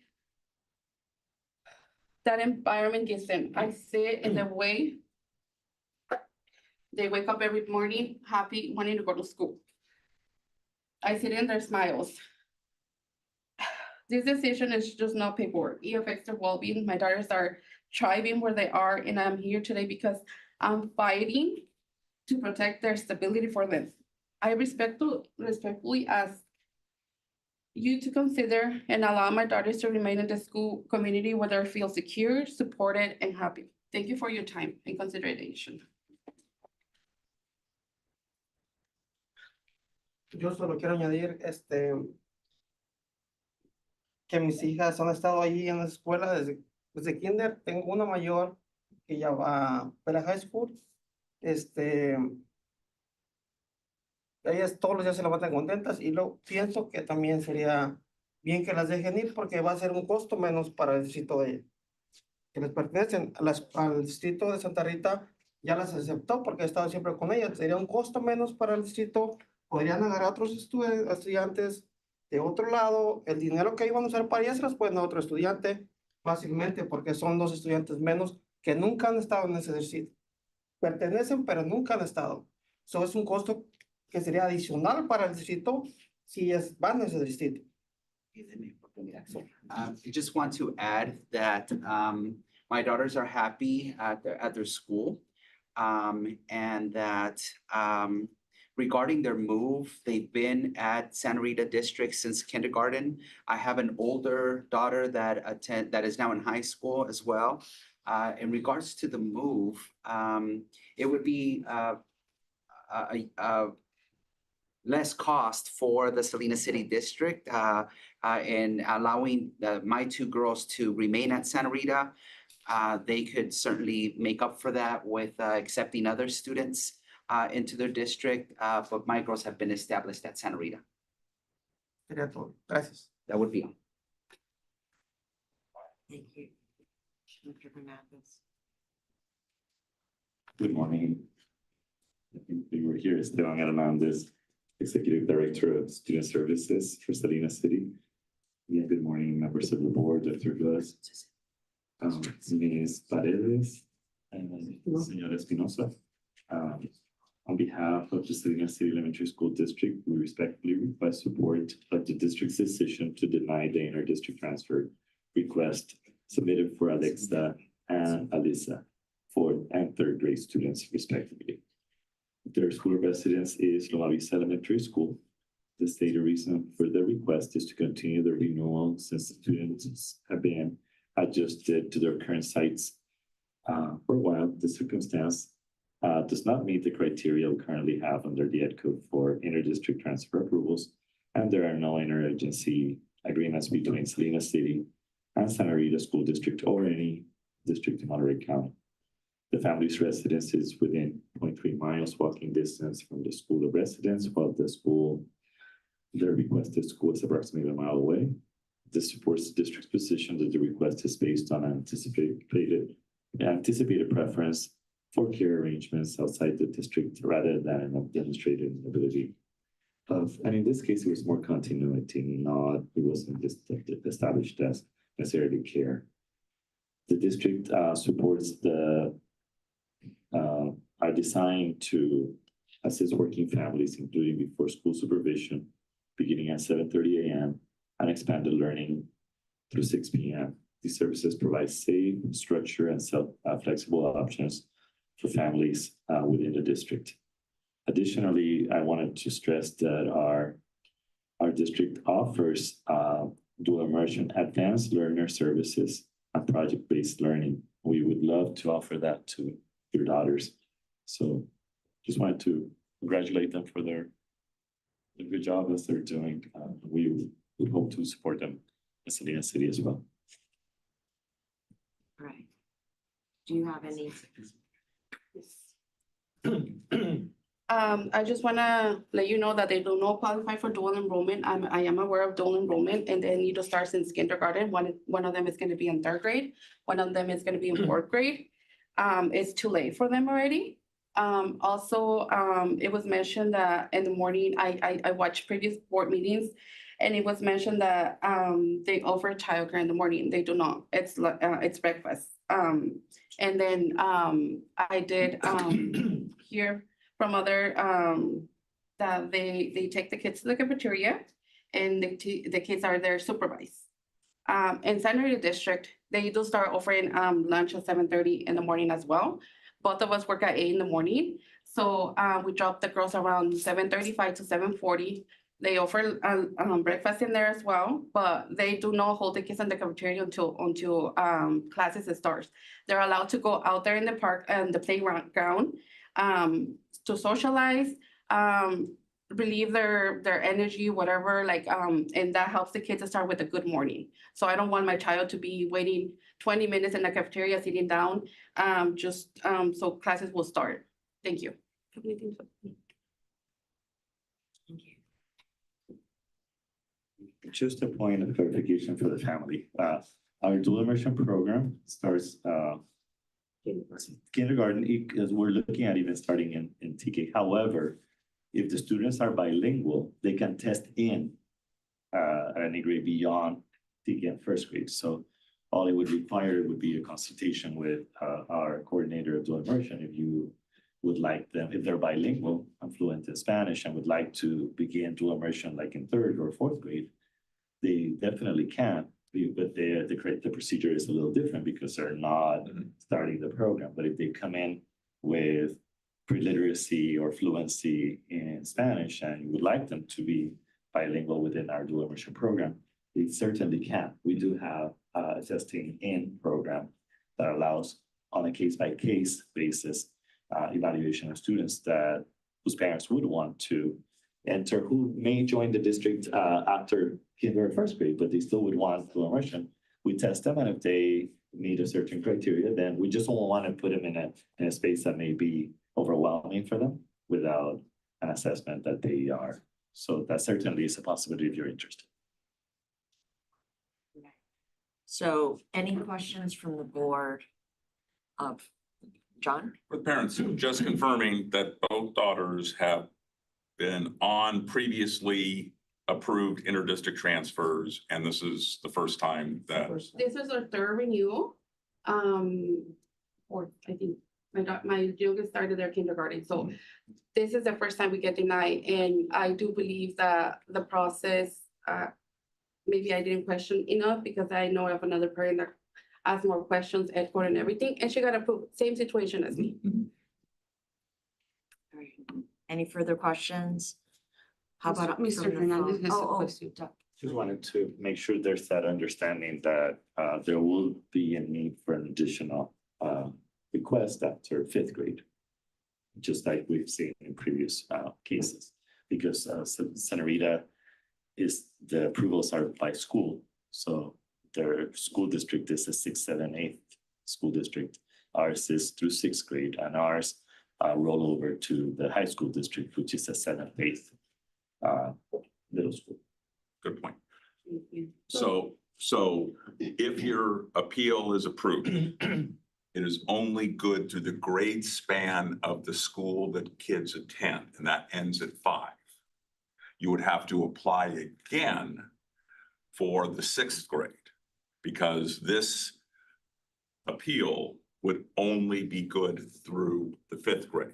So you'd have to apply again. And so there is a possibility that if that's denied, your daughters would then have to change schools for the sixth grade.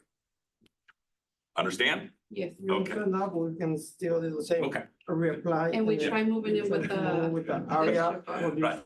Just want to make sure you understand the Understand. We situation. understand the part. Because we don't want you to suddenly, you're enrolling in the sixth grade and they go, no, you can't enroll. So just understand the situation. Yeah, I Okay. actually had conversation with Senator District before even coming here Okay. because I wanted to make sure they have space for my daughters. Yeah, thank you.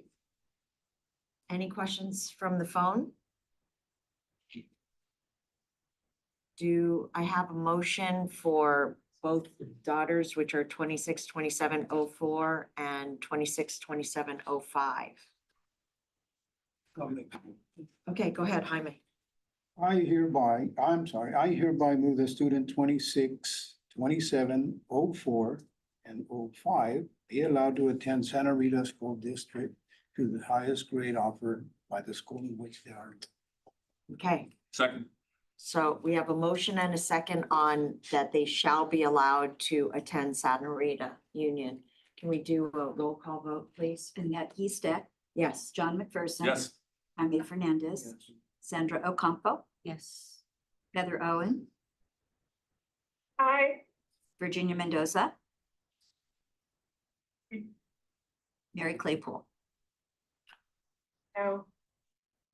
Okay, Mary said no, I did not hear it. Virginia, could you repeat your response, please? Aye. So we have 6 ayes, 1 no. You're approved. Thank you. Thank you so much. Thank you. Sarah. All right, so, we'll Yes, go ahead. yes. Dr. Porras is gonna maybe transition you. Thank you. All right, We could have the parents of 6.8, please come 6.1. forward. no, it's 6.7. Oh, sorry, 6.7. 6.7. 7, no, sorry. 7, 6.7, which 6.7. is student 262706. And And I think you were here 26, for, 27 folks. there's just one. I think, Yes. just one child. Okay, Yeah, one child, okay. okay, sorry. Do we Um, have 6.8 here as well? Yes. Yes, you do. That's Yeah, no in the the background. 6.8 and 6.9 were here. So we're good. Okay, so I think you heard most of that from when you were sitting here. So you will go first, present your case to us, and then the district will have the opportunity to present their situation. And then you can make any comments, rebuttal to the district, and the district the same on you. And then we as a board will ask questions, and then we'll entertain a motion. All right, so you get to go first. Hi, good morning, everyone. My name is Juan Varela, I'm Ulises Das. Marlene Mejia, Lisa's Varela's mom. Yeah, good morning, everyone. Members of the board, Dr. Das. For those who are you online, good morning. I do have a speech for all of you, but I'm gonna save it just to go straight to the point. And although we do appreciate the AC, but I just wanna focus on my kid today. So his name is Ulises Varela. He was approved for first grade at Darrell Park. Now he's been denied to continue on second grade, and that's why we're here. And he's been through a lot, just maybe to like a lot of other kids, right? But right now we're focused on my kid. I do want to make the comment that we do appreciate Dr. Hernandez wants to deal with our kid. Usually it's just us that wants to deal with him. So we're very lucky, you know, that we have someone else wanted to support our kid. I think we have, thank you again for going through the packet that we submitted to all of you. And yeah, there's definite reasons for us to wanna to keep him, just kind of like he successfully completed the first grade. Is convenient on the way moms work, so they, and then also for emergencies. She's about 5 minutes from the school. And that's basically I think like the main points of us wanting to keep our son at Toro Park. Of course, you know, he built some community with the kids and the teachers. And we don't really wanna disrupt his the way he's kind of his kid child, you know, at this point. And hopefully, respectfully, if everything goes to our favor, you know, we look forward to seeing you all in 2 years. All right, Thank you. thank you. Thank you. In the interest of time, I'm gonna go through and give you the specifics. Good morning, Mr. Varela, Ms. Mejia. On behalf of our district, we wish to respectfully request that you support our district's decision to deny the transfer for Ulises. He's a second grade student that resides within the Natividad Elementary School District boundary, which is about, their family residence is about a half a mile away, whereas the requested school is about 10 miles away. But primarily wanted to stress the point that this request is for second grade, and knowing that Washington Union will not be approving beyond third grade. Our intent is to make sure that there is a smooth development or transition into the setting that will be ongoing for releases, given that there's a likelihood that beyond third grade, he may not be able to continue there. So just want to make sure you are reminded of that. And just for reference, the context to the board and all of you, our practice within our office is to ensure that families know options within the district and opportunities to visit our schools, tours, and we arrange and schedule those with our school principals to ensure families are aware of the setting that they belong to based on their school residence, and that was offered to the families, as it is offered to all that are interested in considering that. All right, do you have any comments on what the district? Done? No, No, okay. Dr. Hernandez, you're good. Comments from, or questions from the board for the parents or the district on this particular student? Yes. So making sure you understand that if the appeal was granted, it'd be through the third grade. It is not, and then you are faced with a situation where not only is it likely that the home district would not approve the transfer, the receiving district would not approve the transfer. And so that is a significant challenge. Yeah, thank you for pointing that out. Yeah, we are aware of that. That's kind of my last remark, seeing you all in 2 years, maybe. We do want to plan for the future, right? But we also don't forget about that we're not, tomorrow is not, it's not there, you know, for anyone. But like you said, we like to plan for the future. So I think 2 years of planning that's good for now. Thank you. Thank you. Any questions from the folks on the phone? I just had a quick question. Yes. On page 20 of the packet, from the district, they sent the letter in. And in the very last paragraph, it says, remember that you will need to submit a renewal request each year. Excuse me. For as long as you wish your child to to attend the schools in the district. I didn't think they had to do it as long as it was up to grade level, like if it's up to third grade. Then once we approve this one, they can go up to the third grade, right? So that's probably Well, one, then your approval, then will be to your decision. yeah. Yeah. And the district has Still always. have the end.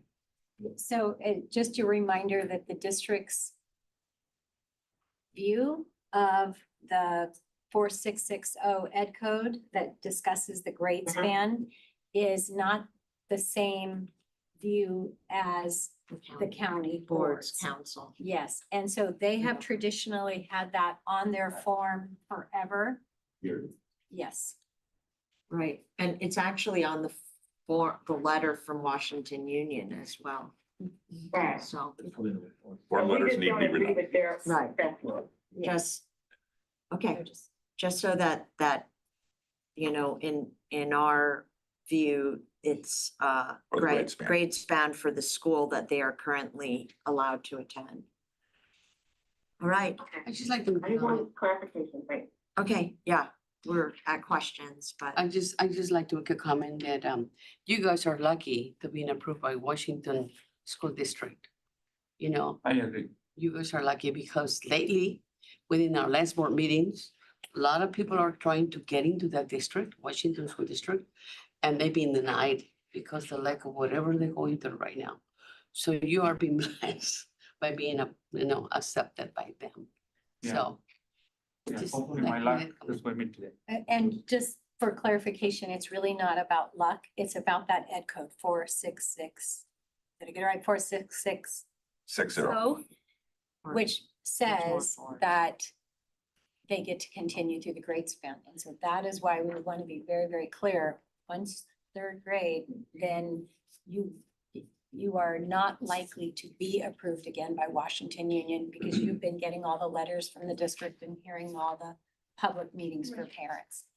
Yeah, unless it's a very special case, it's not likely to be approved. You've been blessed today. right. Does anyone want to make a motion for this student? I'll make the motion. I hereby move. Damn it. Pardon my French, my computer is, Inter-district transfer appeal number. I hereby move that student 26-27-06 shall be allowed to attend the Washington Union School District through the highest grade level offered by the school which they are enrolled, which is the third grade. So move on that. Or second, you mean? I'll Second. second. Okay, I have a motion and a second. Roll call, please. Annette Eastek, Yes. John McPherson, Yes. Jaime Fernandez, Sandra Ocampo, Yes. Heather Owen, Aye. Virginia Mendoza, Aye. Mary Claypool. No. Okay. That was 6 in favor, 1 no. And thank you very much. And I think we're gonna, Yes. go ahead and you're excused. Thank you so much. Okay, we're now on to items 6.8 and 6.9. Yes, and you may, so same parent, but you may want to handle these separately. Right, Because the we had a set circumstances are circumstances, separate, are right, different. are a little bit different. Okay. And you were here to hear our procedure, so you get to go first, and then the district will go second. Or actually, and then and then you have rebuttal, the chance to rebut what the district said and vice versa. All right, so let's go ahead and have you present to us.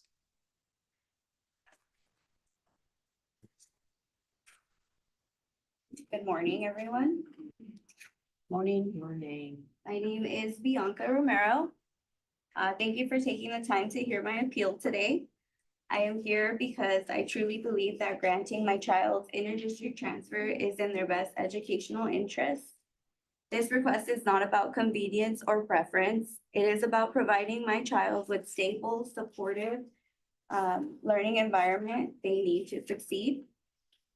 As a parent, my responsibility is to make decisions that protect my child's education and overall well-being. After carefully considering our circumstances, I believe remaining in our district residents would create significant challenges for our family and for my children. While approval of this transfer would provide the stability and consistency they need to thrive, I am respectfully asking the board to consider not only the paperwork before you that I have submitted, but the real impact this decision will have on my child's daily life, emotional well-being, and educational success. Every child deserves the opportunity to learn in an environment where they can thrive. I understand that these decisions must follow policy, and I appreciate the board's careful consideration. I am asking you to recognize the unique circumstances of our family and to exercise the discretion that the policy allows when exceptional circumstances exist.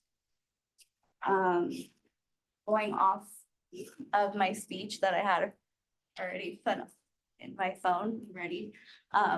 My children have been at Spreckles since my son Hector, since he was in kindergarten, which he is going into the 5th grade, which would be his last year there. So he has developed so many friendships. He knows all of the staff. He knows all of the teachers. My other child, Noah, he started there in TK and he will now be going into 2nd grade. He also is really looking forward to going back to school with all of his friends that he knows and has, developed friendships with. He goes on play dates with all of these kids that he's been there with. He's asking almost every other day of summer break, and it's driving me insane. Am I going back to school yet? Am I going back to school yet? And I'm just like, it's heartbreaking to tell him that it's unknown. And I am not sure where even school would be for him. Sorry. I truly just hope that you guys see that these kids have been there and this is what they know. And moving them districts or moving them schools now after they've been there for so long would be detrimental to their mental health. And I think that's all for right now. Thank you.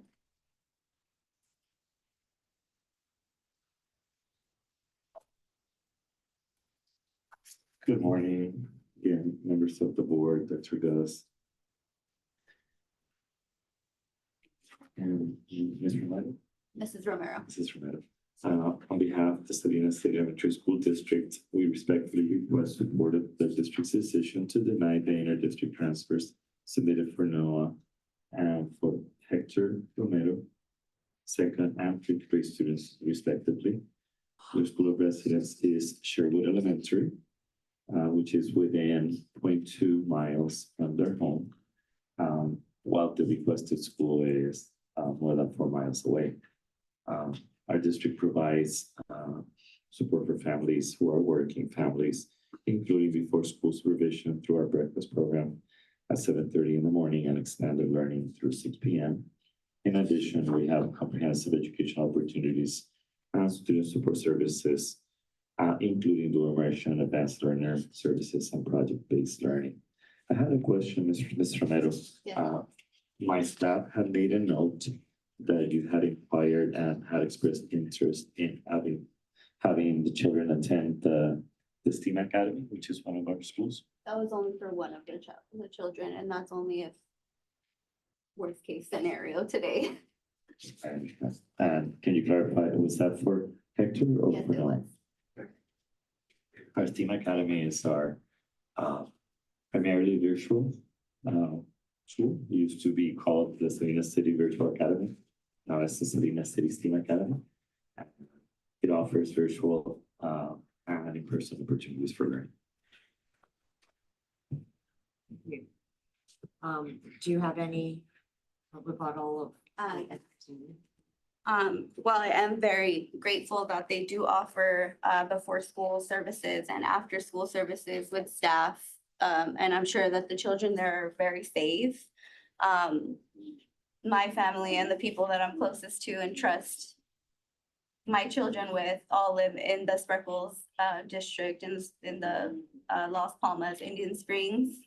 And so I would much rather my children be cared for by family and friends that they're comfortable with than being, in an after-school program. And that's only if and when I am in school. I am currently a full-time student myself, so that is only when I would really need care. Other than that, I work my whole schedule around being able to drop off and pick up my children and be there for them myself. That's all. Okay, do we have questions from the board on the information presented or in the? So, as you probably have gathered, the difference between the two kids is the second grader has more time at the school site. And so it has been our practice recently, since that was an inter-district transfer already granted, and he has more years at the school site, to grant the appeal. Hector ends he's done with the school site, and so we would be giving an appeal for granting an appeal for a new school site. So can you talk a little bit about, and that's, so the scenario I'm presenting to you is Noah stays at Spreckles and Hector returns. Explain how you would, the issues that presents you and how you would handle it. So for Hector to go to the next grade after fifth grade, I would submit a interdistrict transfer for him to be able to go to Buena Vista Middle School, which is. No, I'm talking about, so right now you've requested, he's going into the fifth, or he's going into the fifth, yeah. Oh, okay. Yeah, so it's I'm his sorry. last year with I'm all of sorry. his No, classes. I was, Yeah. somebody said that these were two different No, the two circumstances. different ones is because Spreckles has actually written a letter to us saying that their older son is not being granted entrance because he didn't meet his contract provisions. And I don't know what those are, and Spreckles is not here. Okay. Thank you. So for. Here, you can read this. No, I'll find it. I'll find it. Okay, so for Hector, if I may, he was actually just diagnosed this last school year, and it was brought up to me by his teacher, actually, that, maybe I should try looking into something more on the medical aspect of it. So I'm grateful for her, because teachers before that, I had asked, I've never been a mom to a boy before. He is my first son. And so I would always hear it's just boy behavior, much different than a girl. I have a 14-year-old daughter. And so I had asked teachers prior if it was normal, and everybody was like, yeah, I think it's normal. He's just a boy. This last year, this teacher did bring up to me that she noticed different things that should be evaluated. And I did bring that up to his pediatrician, and he was given a diagnosis of ADHD in February. Moving forward from there, he has had a little bit of behavioral issues, which now we have finally started on medication, and we hope that, given for fifth grade, he will be on medication, and that will be a change for him to be able to have, better focus in the classroom, better grades, and just to continue thriving. And I definitely think that if we rock his boat at this point, given, the new medication, the new diagnosis, and his last year with all of his friends, I think that that will really damage him, if anything. So. Thanks for the clarification. All right. Well, it doesn't really explain. So, thank you.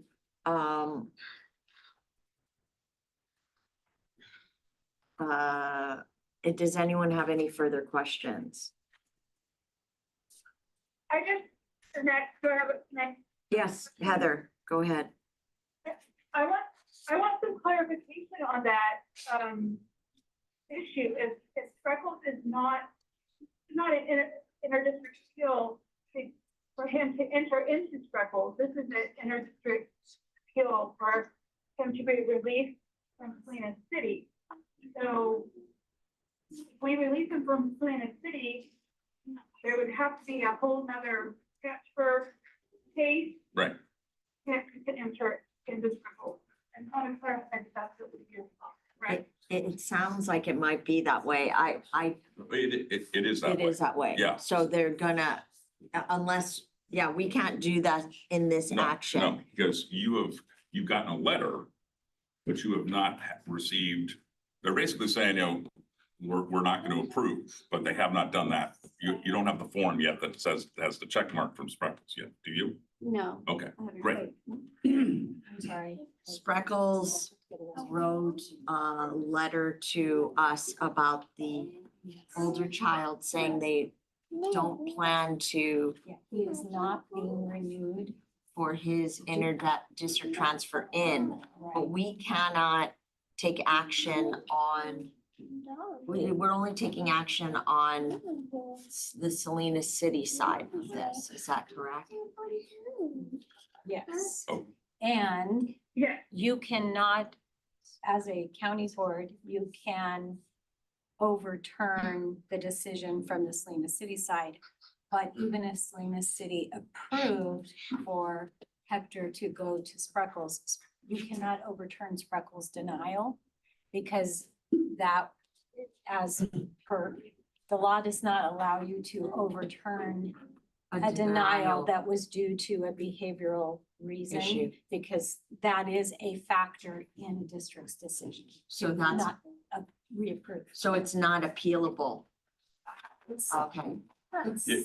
We're gonna need to dive into that. We're gonna have to, for this board member, depending on what decision we make, we're gonna have to dive into that one because I could argue that that's in direct conflict with the fact that he's already entered a transfer. And But once, that's down the road. yeah. I know, another legal. So, I'll make a motion if no more questions. Before you make a motion, I have, and this is for the mother. This is Romero. Is Spreckles aware before they have sent us this letter to the county? Oh, Sandra, can you turn your mic Oh, on? sorry. My question to you is that we have received this letter from Ms. Spreckles, okay? And we need extra information before we make a decision. So my question to you is, did Spreckles become aware of your son's Hector's HDA disorder? Yeah.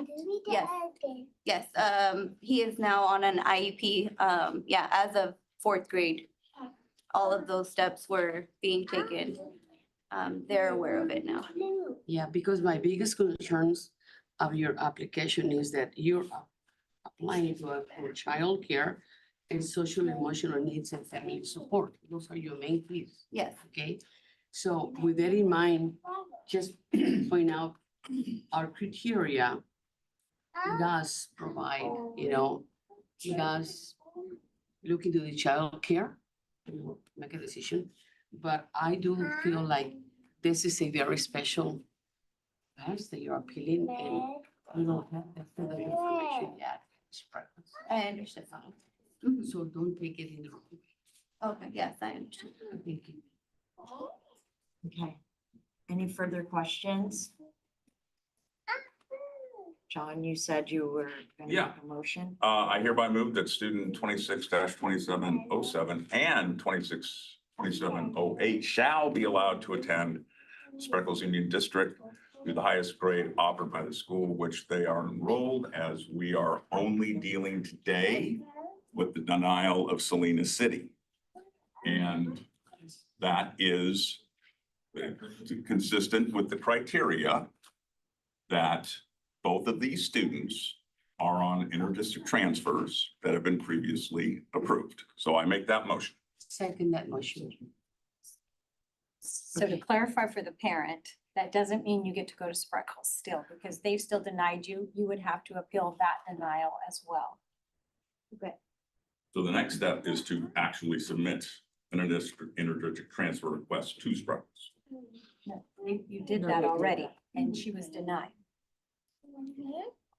For one student approved, one student's approved, one student's denied. So if we make this motion, am I correct that this only applies to Salinas City? We are gonna specify that in this motion because the appeal, your appeal is only for Salinas City to let your To let them students go. be released. Right. So that's why I'm clarifying. That does not mean that they get to go to Spreckles. They are still denying you, so you would have to appeal that denial. And that is where the law does not allow the county board to approve their denial because of the behavior concerns. Okay, so I want to clarify. This is only related to the denial of the release to Salinas City. Just had a question myself, if I may. So in your communication or our communication related to the next step in terms of the release or not, if I were to understand, with the letter received by the county board from Spreckles for Hector, then we cannot act on saying you have been approved to continue because of the fact that they've already sent the denial. They would have to come and appeal to you on the denial that Spreckles Yes. gave them. So at this point, I wanted to make sure that we communicate to see what needs will be are there for Hector so that we can entertain whether you mentioned the STEAM Academy or whichever program. I mean, his school is Natividad, but we also want to make sure that the setting is most appropriate because having an IEP, we cannot do an offer of appropriate program placement, free appropriate program education, public education at FAPE without the IEP participating in the right placement. I mean, Natividad obviously would be, but when you look at alternative programs, you have to look at the STEAM that is the best appropriate, the best placement for it. So be aware that we would need to communicate to make sure he's properly set. And I'll make a comment as well, that if, depending on how this all comes out with Spreckles, which sounds like there's another step for your one child, you might want to consider if if it can't move forward for that one child, that having both of your children in the same district might be useful for you as a family, so that with them, both in the same school, it might be easier. So it might, we don't know what will happen with Spreckles, because that's another step. But depending on that, you might want to consider that, because it is very hard to have two different, obviously, siblings. So we have a motion, we had a second, I believe. Yes, Is that I did. right? I seconded Okay, it. we have a motion and a second, and it's only on the Salinas City part of it that we're considering at this point. So roll call vote, please. Annette Eastek, Yes. John McPherson, Yes. Jaime Fernandez, Sandra Ocampo, Yes. Heather Owen, Aye. Virginia Mendoza, Mary Claypool. All right. Thank you First so much. hurdle, yeah. Yeah. Um, Fight is not over. Thank you. No. Thank you. All right, thank you very much. And we are moving on to item 6.1 and 6.11, I believe. Do we want to double check to see if? 6.10. So. 6:10. Yeah, one. Yes, so we have the At 6:10. parents of Emily Alia, yes, and No, it's Serenity and others. Oh, Yes. and then do we have the next ones too? The 1-1 and, or 1-2 and 1-3? James Morales. Okay, so we have So we can James do all four of Morales, them. we have Serenity, Elisa's parents here. Yes, the And- Emily and and- Serenity. And Yes. Are yours? Yes. Okay. excellent. Okay, the reason we're asking that question is because we're going to introduce the staff and state the powers of the county board for both of you at the same time. Okay? So then we don't have to repeat. Do I come up there too? No, you don't, as Yeah. long as you can hear Just us. as long as you can hear. Okay. Okay, so the person who just stepped out is our deputy superintendent, Dr. Ralph Cortez. We have Dr. Colleen Stanley. We have Cindy Dunn, myself, Gus. We have Dr. Ernesto Vela, and we have Lee Butler, our Chief Human Resources Officer. And then here before you, our county board members chairing our meeting today. We have Annette Eustek. We have trustee John McPherson. The person who just stepped out is trustee Jaime Fernandez. And we have trustee Sandra Ocampo. And on the telephone calling in today, we have 3 trustees. Trustee Mary Claypool, trustee Heather Owen, and trustee Virginia H. Mendoza. Okay. So, Do you want me to state the powers? yes, if you could go ahead Yeah. and state the powers. Yes, and I'm going to abbreviate. This is a hearing by the Monterey County Board of Education on an appeal filed by or on behalf of the parents for their children. Section 46601 of the California Education Code authorizes the Monterey County Board of Education to make a decision on this appeal. The county board may also send the matter back to the district that denied the inter-district attendance request if there's significant new evidence introduced during this appeal hearing. County Board Policy 5117.1 on inter-district attendance appeals directs the members to review the basis of the district's denial to determine whether there are unusual conditions that justify intervention by the county board. Also, granting the appeal must result in improving the educational and/or health interests of the student to such a critical degree that substantial positive results in the educational services to the student will result. All right, so the way we will start is that we're gonna have you representing your children. Tell us why we should consider your case, and after you do that, and we can take them both together. So both of your daughters, and then move to the district will do their case. If you have any rebuttal or comments on their case, then you can say them, and then they have the same on what you're saying.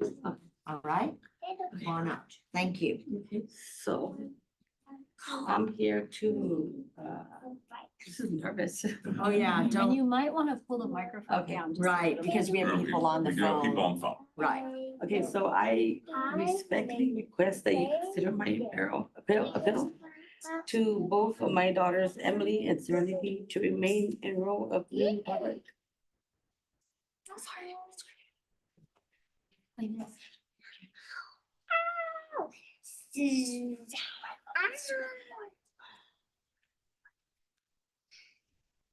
Their grandmother plays a big part, role in helping. Sorry.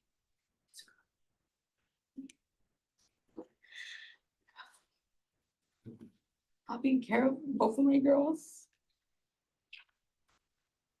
She's just with dropping them off at school and picking them up whenever I am unable to.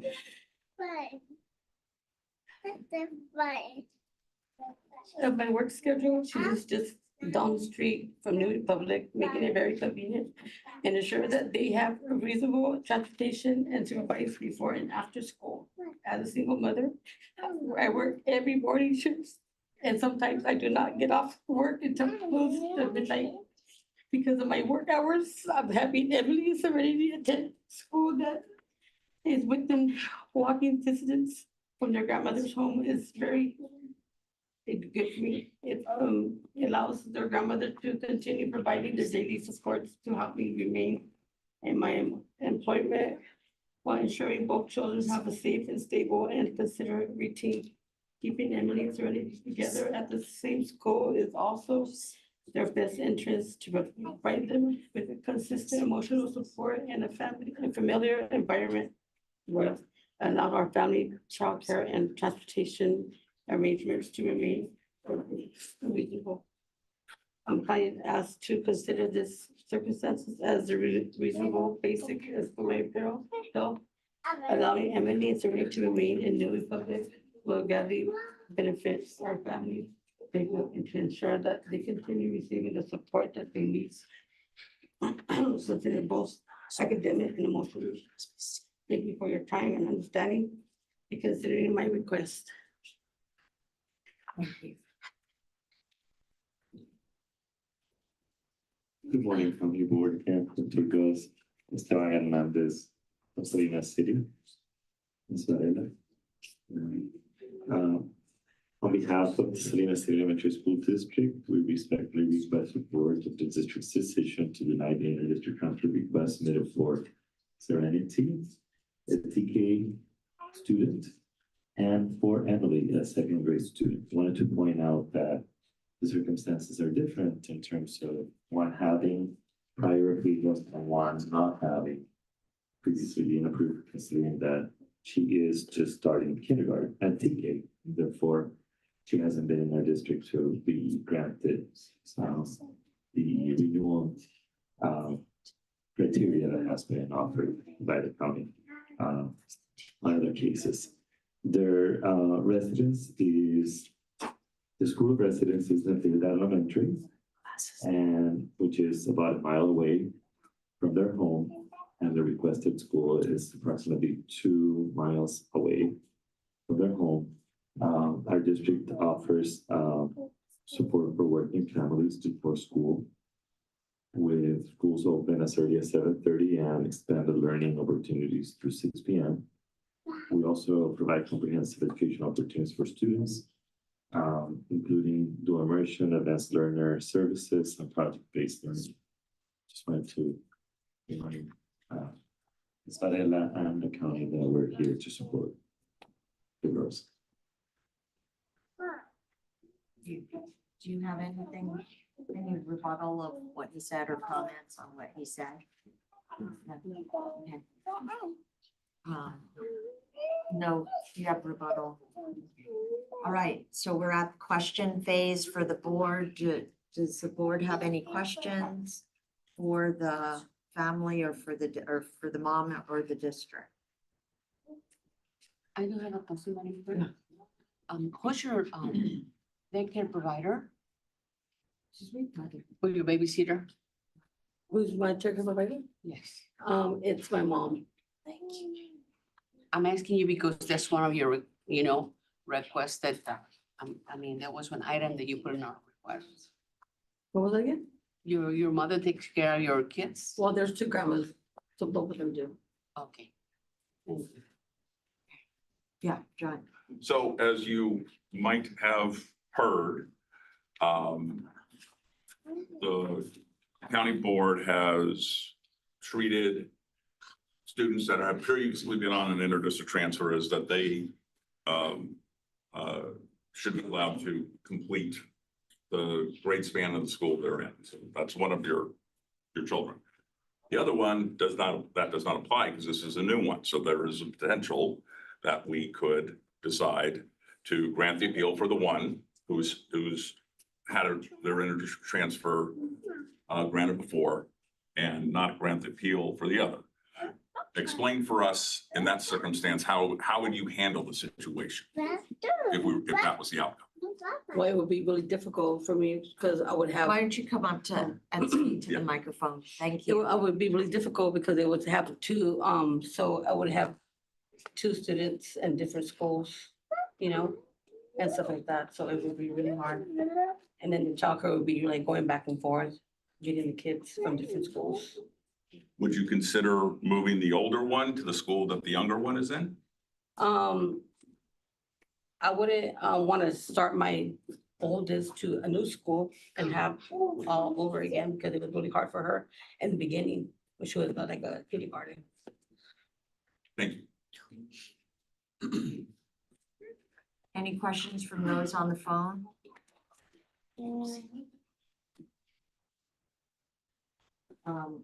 Does anyone have, would anyone like to make a motion regarding these two students? One who is in TK and one that's going into second grade. Yes. Before you call for motion, Marie? Yeah. I just would like to add that even though we have a siblings who's been there for second grade studying her schooling in that school, the other one is a very new one. But I, as a trustee or as a mother, don't see myself putting one kid in one school and the other, and because you're separating the siblings and causing emotional distress, you know, either in the oldest one here or the little kid. So with that in mind, I just want to read that. Dr.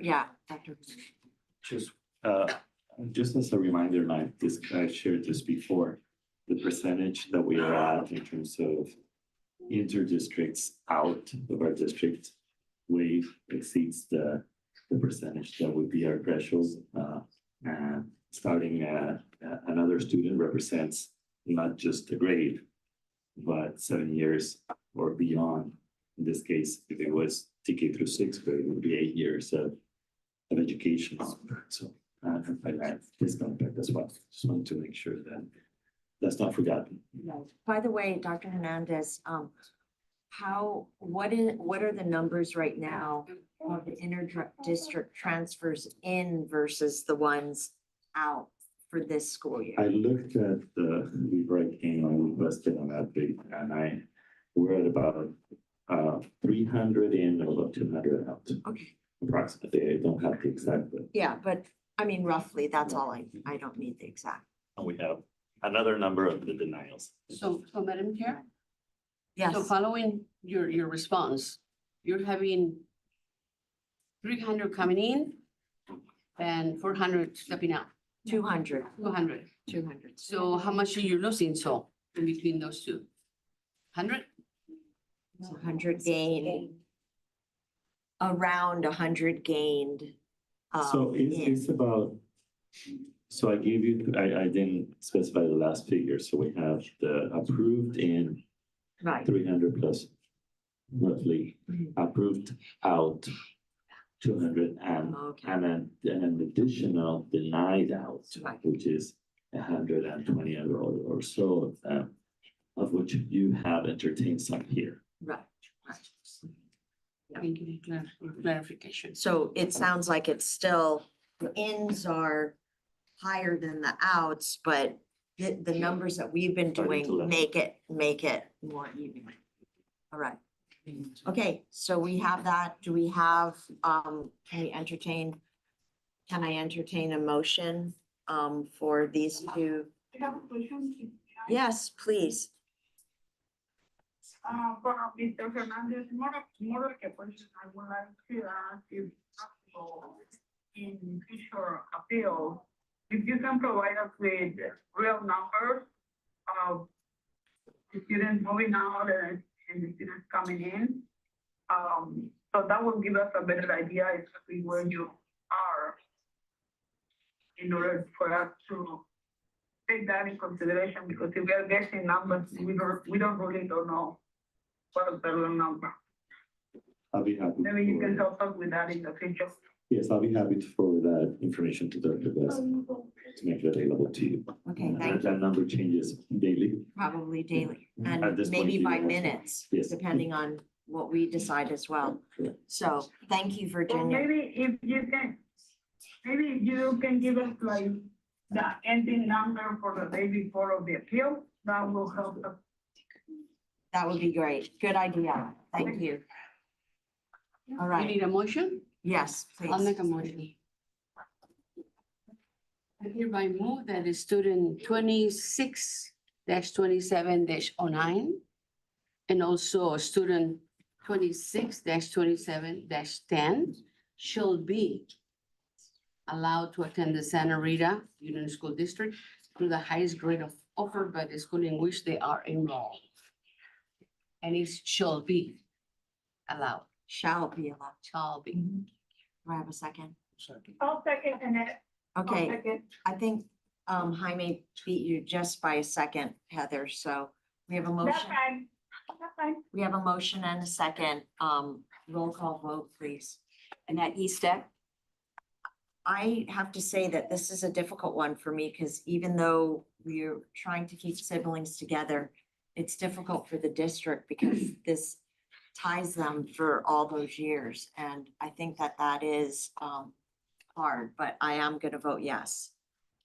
John McPherson, For the reasons that Annette said, I'm gonna vote no, as we're dealing with both students and the one student does not meet the criteria we used before. Jaime Fernandez, Sandra Ocampo, Clarification. Madam Chair. Could you just rephrase what you said a while ago? Why? I voted yes, but I have reservations about voting yes because we are granting a student who's starting her career in school. But it's a sibling, and I don't want to separate the siblings. And we've, in the past, been granting the siblings, and I don't want to separate siblings, but I do, it is very difficult for us because it's not fair to your home district as well. And so although I'm voting yes, I think it's a difficult situation. So now is your turn to vote. With that in mind, I second that. Okay. I amend my second. What? No. No. No, we're not changing the motion. Yeah. We're just voting yes or no. I voted yes. I voted no. He voted no, he voted yes, and now it's your turn. Since I'll second the motion, I'll. Okay, we have, okay, and Heather Owen,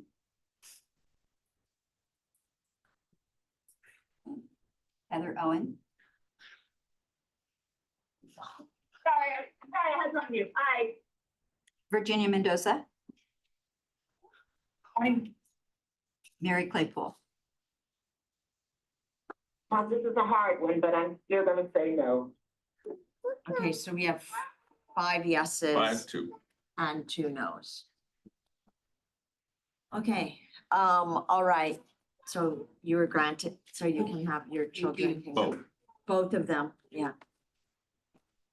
All right, so our last 2 of the day is items 6.12, 6.13. If we could have you come on up. I think you were able to hear hopefully all of it, so you will go first and then, and address your comments to the board. These are the 2. No, there's 2 more. after 14 that is- as well. Was there 2 more before me? No, I don't. Oh, no, I, it was on the next page and I was like not And looking just- correctly. but- Sorry. It's okay. Just to notify the county board, since you did bring that up, the parent will not be able to make it for the next one. The items, you can still hear it, but the Okay. parent is unable to attend. Okay, all right, but we have the parent here and, oh, we might want to wait till Dr. Hernandez probably stepped out into the hallway to take a break. Maybe we take a 3-minute break. Sorry to do It's okay. this. I'm to you. gonna use the restroom. Oh, yeah, please, let's take a 5-minute break And you know where then. the restrooms are? I don't. And we'll go ahead and reconvene because he has to hear it in order to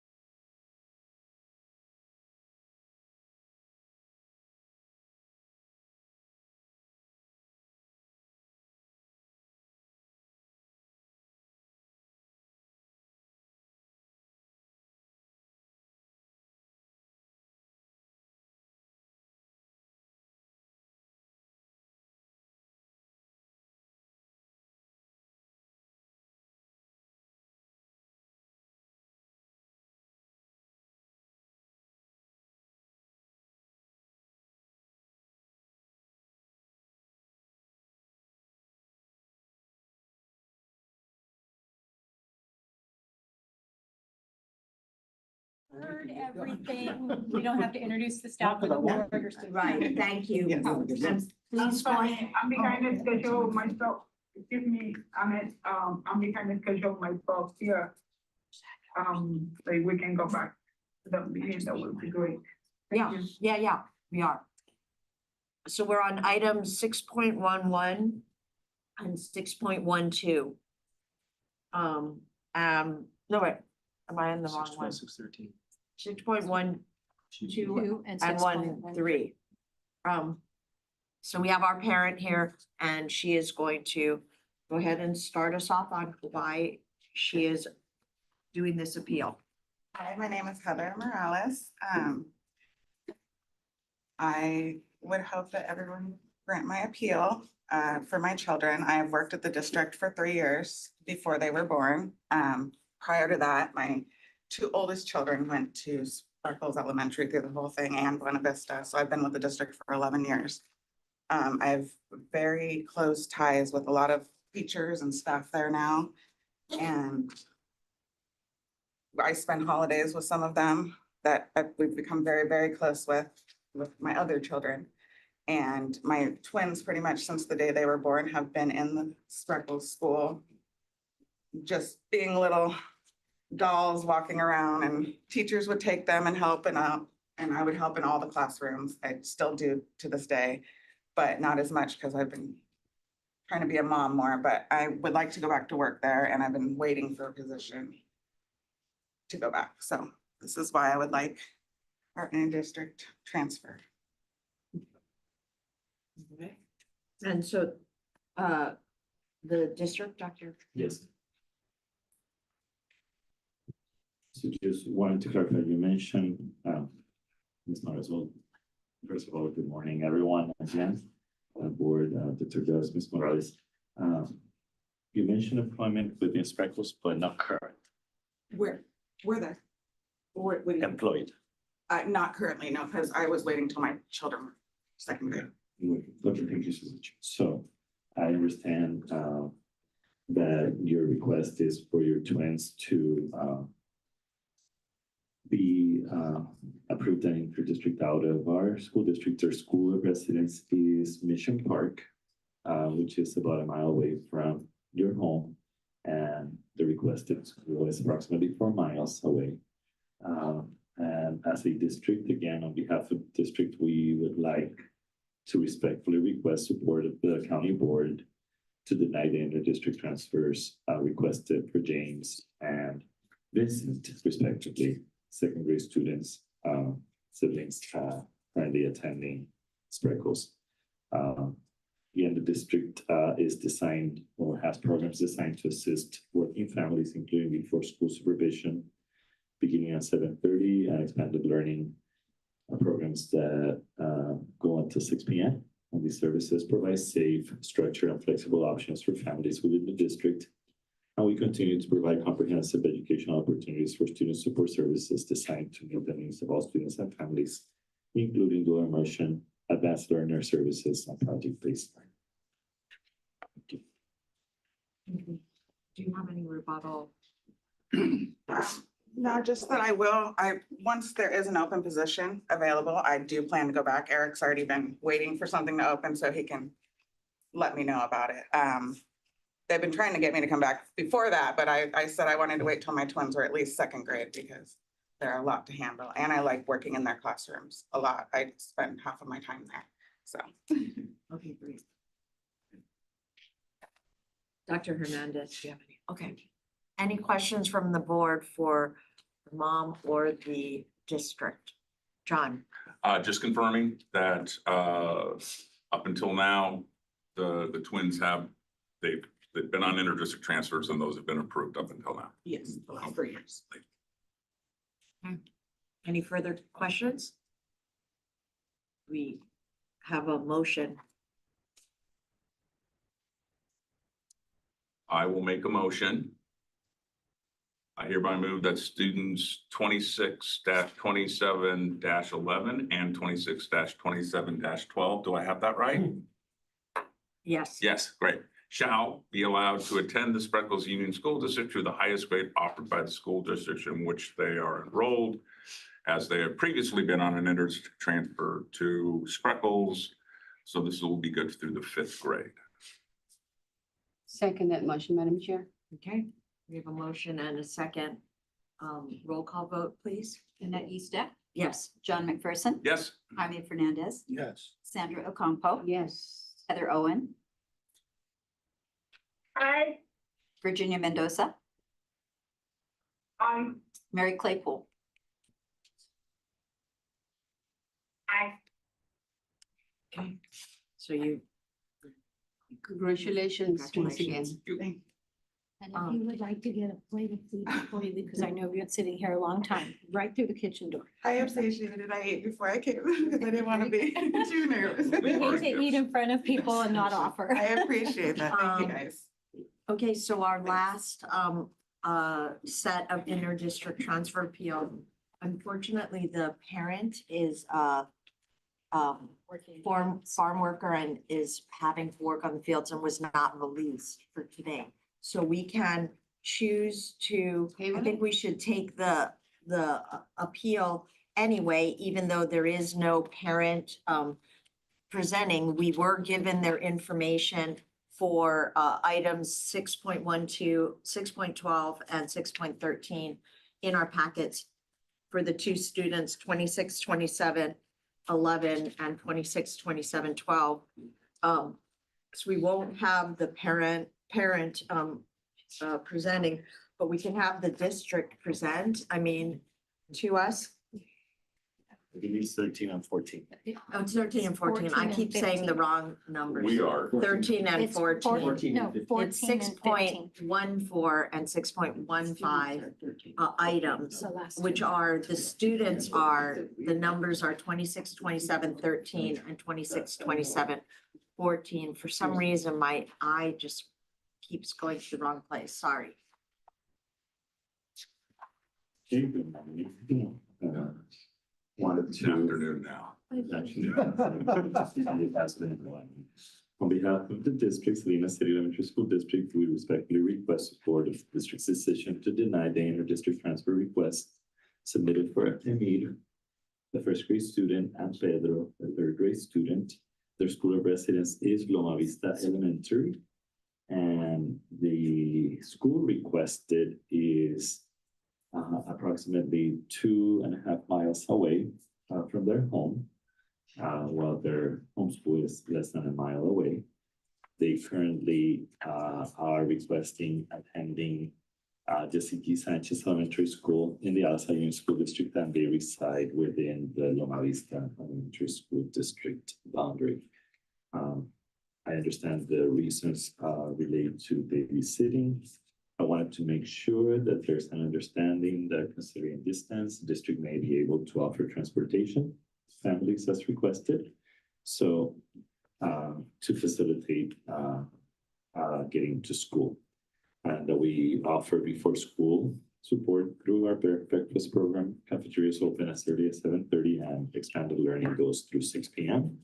And we continue to provide comprehensive educational opportunities and support for all students to meet the needs of students and families, including dual immersion, advanced learner services, and project-based learning. I understand one of the students is with an IEP, and we may have those needs as well, who reside within the district.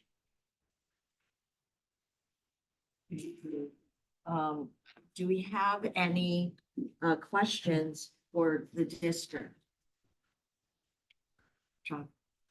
Hernandez, just to confirm, they have previously been unapproved. Yes, it happened. For both of them. All right. Any further questions? Do I hear a motion for these two students?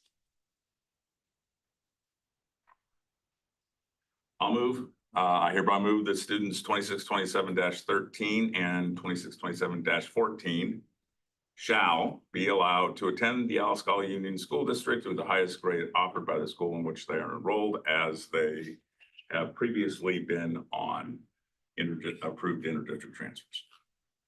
All right. Okay. Okay, motion, Virginia, I mean, to beat you just by a little. So we have a motion and a second, roll call, please. Annette Eastek, Yes. John McPherson, I, Jaime Fernandez, Aye. Sandra Ocampo, Yes. Heather Owen, Aye. Virginia Mendoza, Aye. Mary Claypool. Okay. Thank you, Dr. Hernandez, for all of your efforts. and Madam Chair, Mhm. Dr. Hernandez, I think I heard, and I hope you heard the one parent say that, called you out and said, you know, you are somebody who has taken a particular interest in their child. And I know this process is extremely difficult, but I was very heartened and really appreciated that a parent was willing to say that about you in this forum. So. Yes, put it at time to And, be ready. and there was Mr. Varela, I a younger couple. appreciate it. Hopefully we'll come back soon. Thank you. Okay, moving back to item 8.5, I believe. We are at the public disclosure of the negotiated agreement with the MCOE Teachers Association. Sandra? Thank you. As with any negotiated agreement under AB 1200, it must be publicly disclosed. And so this is the public disclosure for the Teachers Association. And I'm so happy that Lee is still here because this is all due to her incredible work negotiating agreements with our unions. This one is only for the teachers, doesn't include early learning. And we are also happy to let you know that she has completed negotiations for CSEA also.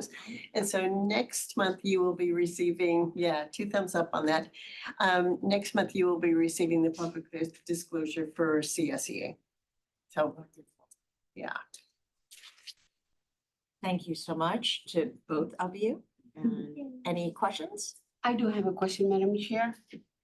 When we are negotiation of benefits and salary packages, are we talking about across the board? Or we're just talking about certain employees? We're talking about all the unit members of CTA for this particular one. Okay. The reason why I'm asking you this, Dr. Collin, is because it has come to my attention that on the past negotiations, that I think it was a 2% increase. And it should have done across the board, but there's certain employees working as a ADs, assistant directors, that were not able to get that benefits because they were overriding the rights due to the fact that we keep hiring personnel to be ADs, but once their time to get them approved or disapproved to stay with MCOE, they've been letting go. And this is a pattern that has been going on for quite some time. So my question it is, I hope that with this new deal, you know, they don't tell employees that because they don't find someone to remain in that position for 1 or 2 years to level the existing ADs that are here in order for the existing ADs to get the 2% increase. In order to get that, it's not happening. So something, 2 of those employees are, you know, kind of questioning me, why do we support it? Why? And I'm saying, it's not, I'm not familiar with that. Yeah, maybe if I can clarify here. First of all, employment and negotiations are not under the purview of the county board.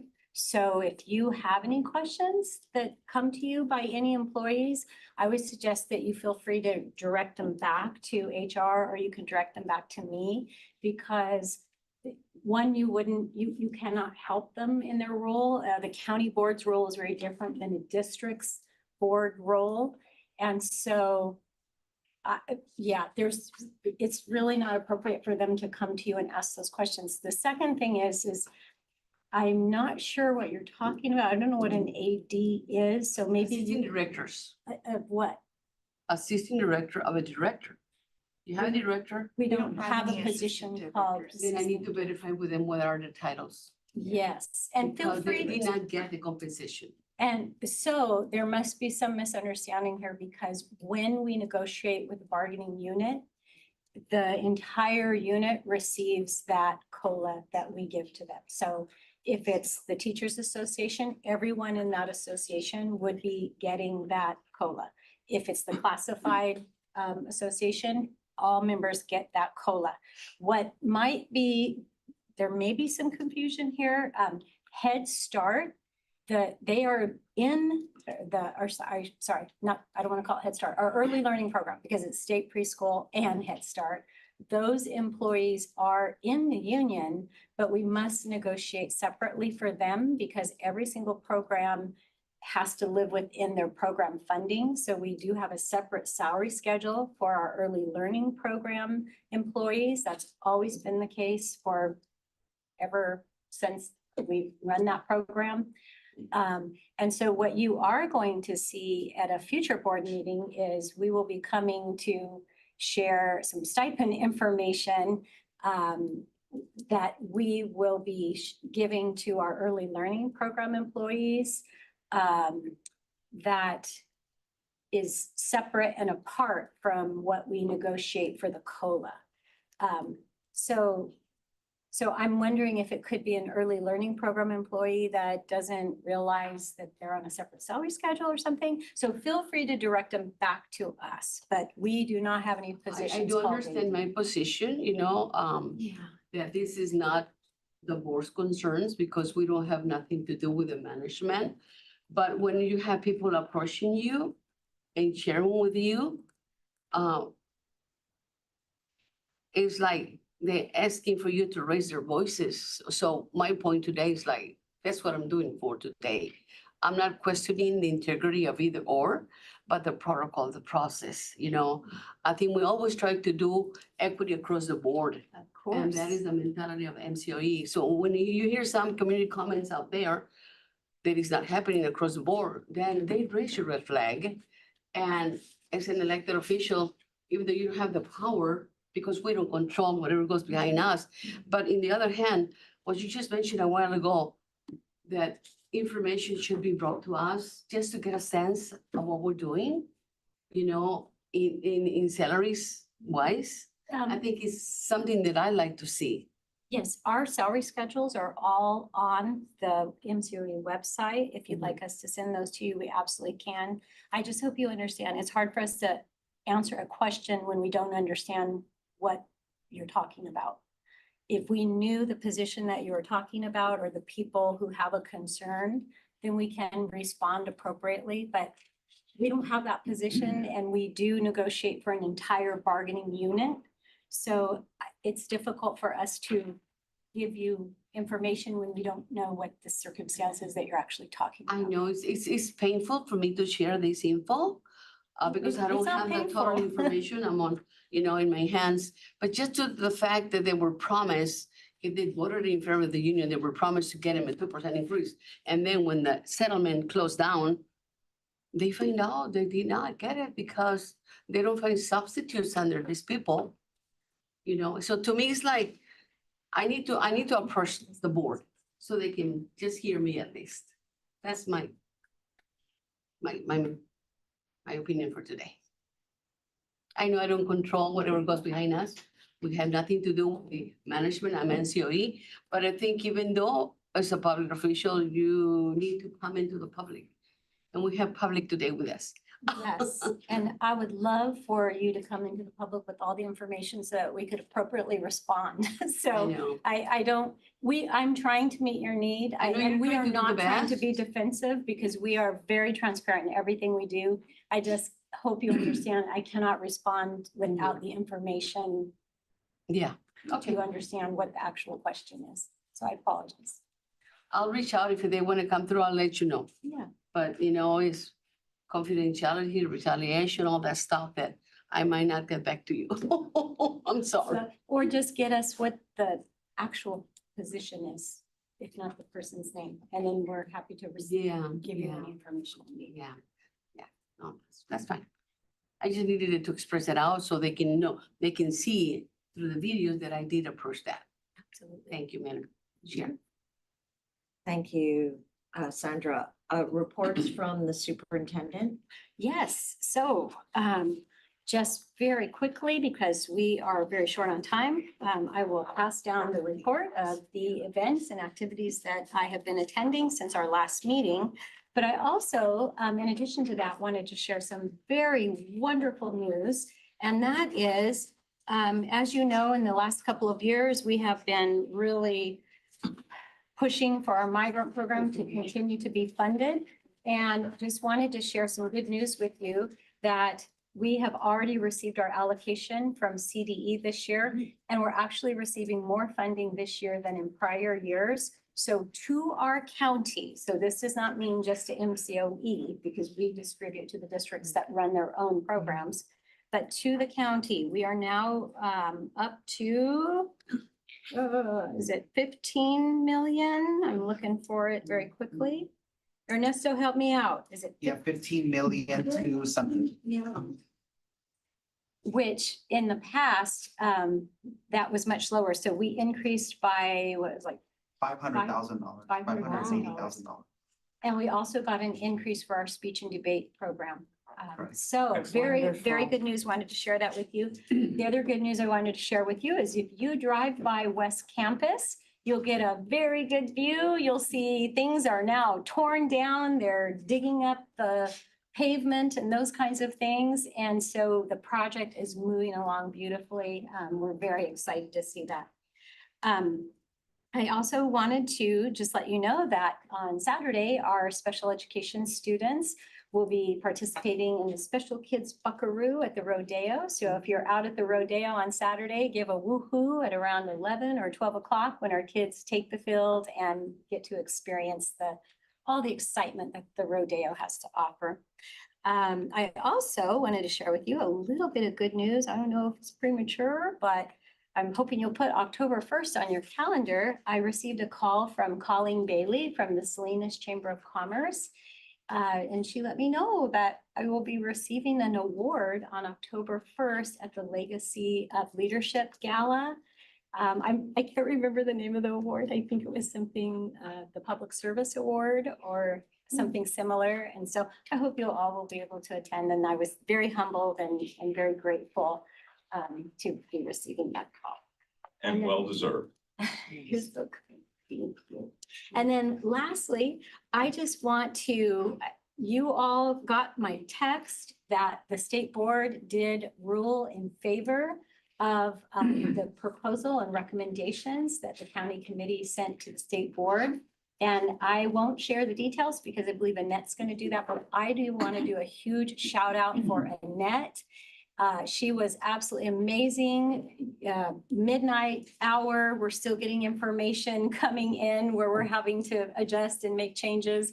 Even the morning of, so many conversations had to occur to get us to where we are. And Annette has just been a huge champion, attending all the meetings, standing up for our county committee. And we're very thankful also for the collaboration of the districts involved.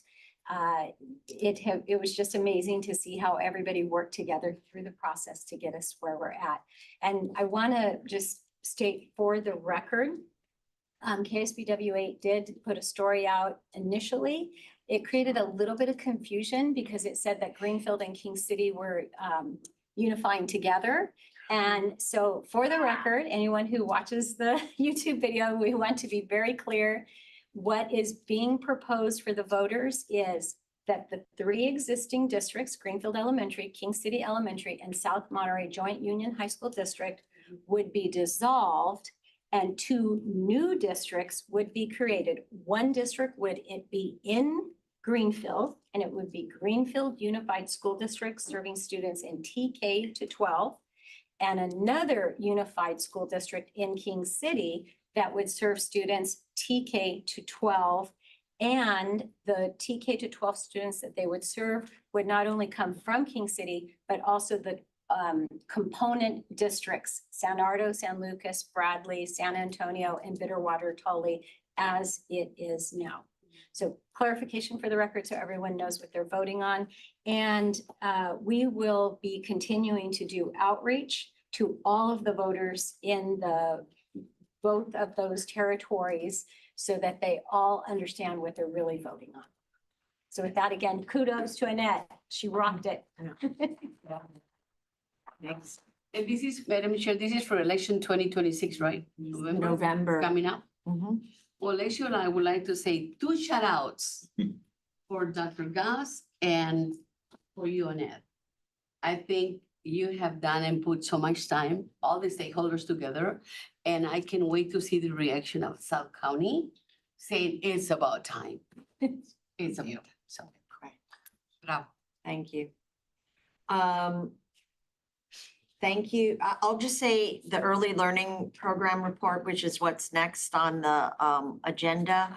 We have it in our packet. I think we're just gonna receive it unless someone else has comment. Moving on to comments by board members, I'll just comment on the unification vote. I think all of us, there were so many different people that had to be involved in order to make this happen. And I think most importantly, that now the community gets to step forward and make their choice known. It's the entire voting area of where Greenfield Unified will be, as well as King City Unified. All of them will be voting, and it'll be a majority vote. If it passes, then we'll move forward with the 2 unifications. If it's a no vote, then, you know, the community spoke. So we got it to where we need it, where the local community can make the choice. And I think that that's the most important thing that we were trying to do. And I was glad to see that the state board understood that they should support us with all of the work that happened over the last many years. I was only involved the last several months, but so much work. So it was a major victory to get this in front of the voters. And I'm assuming that the elections office and everything, it's all proceeding. Yes, it is. We have Wonderful. turned in everything. we Everything, and need, they're, and the candidate positions, or sorry, I'm not using the right terminology.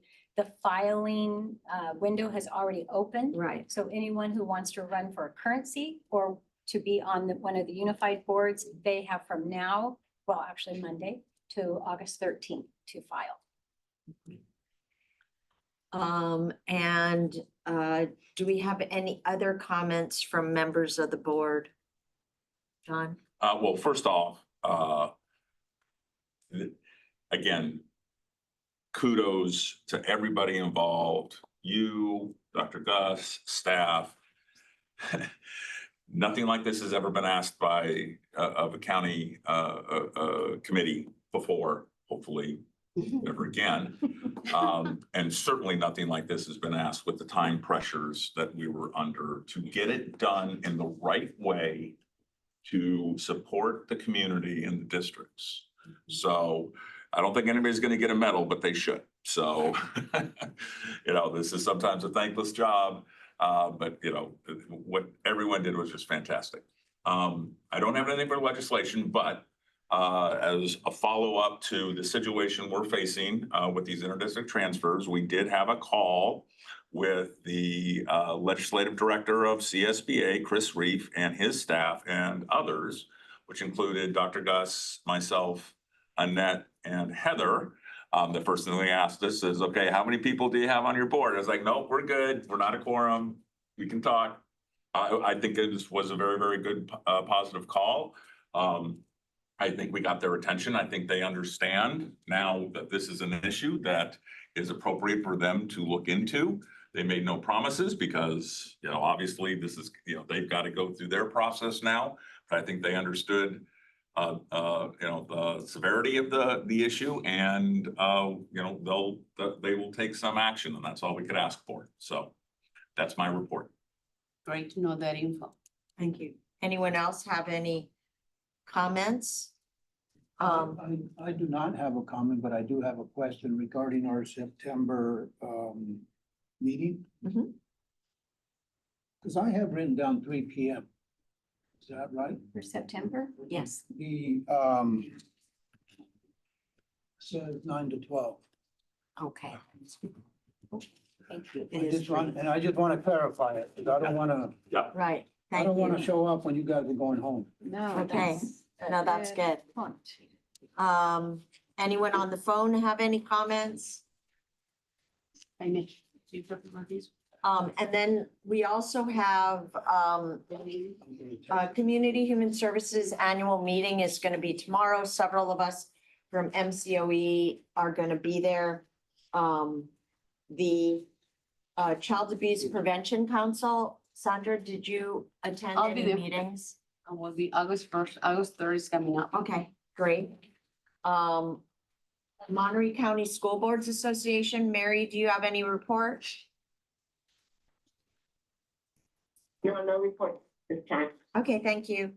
And then ACCBE, Heather?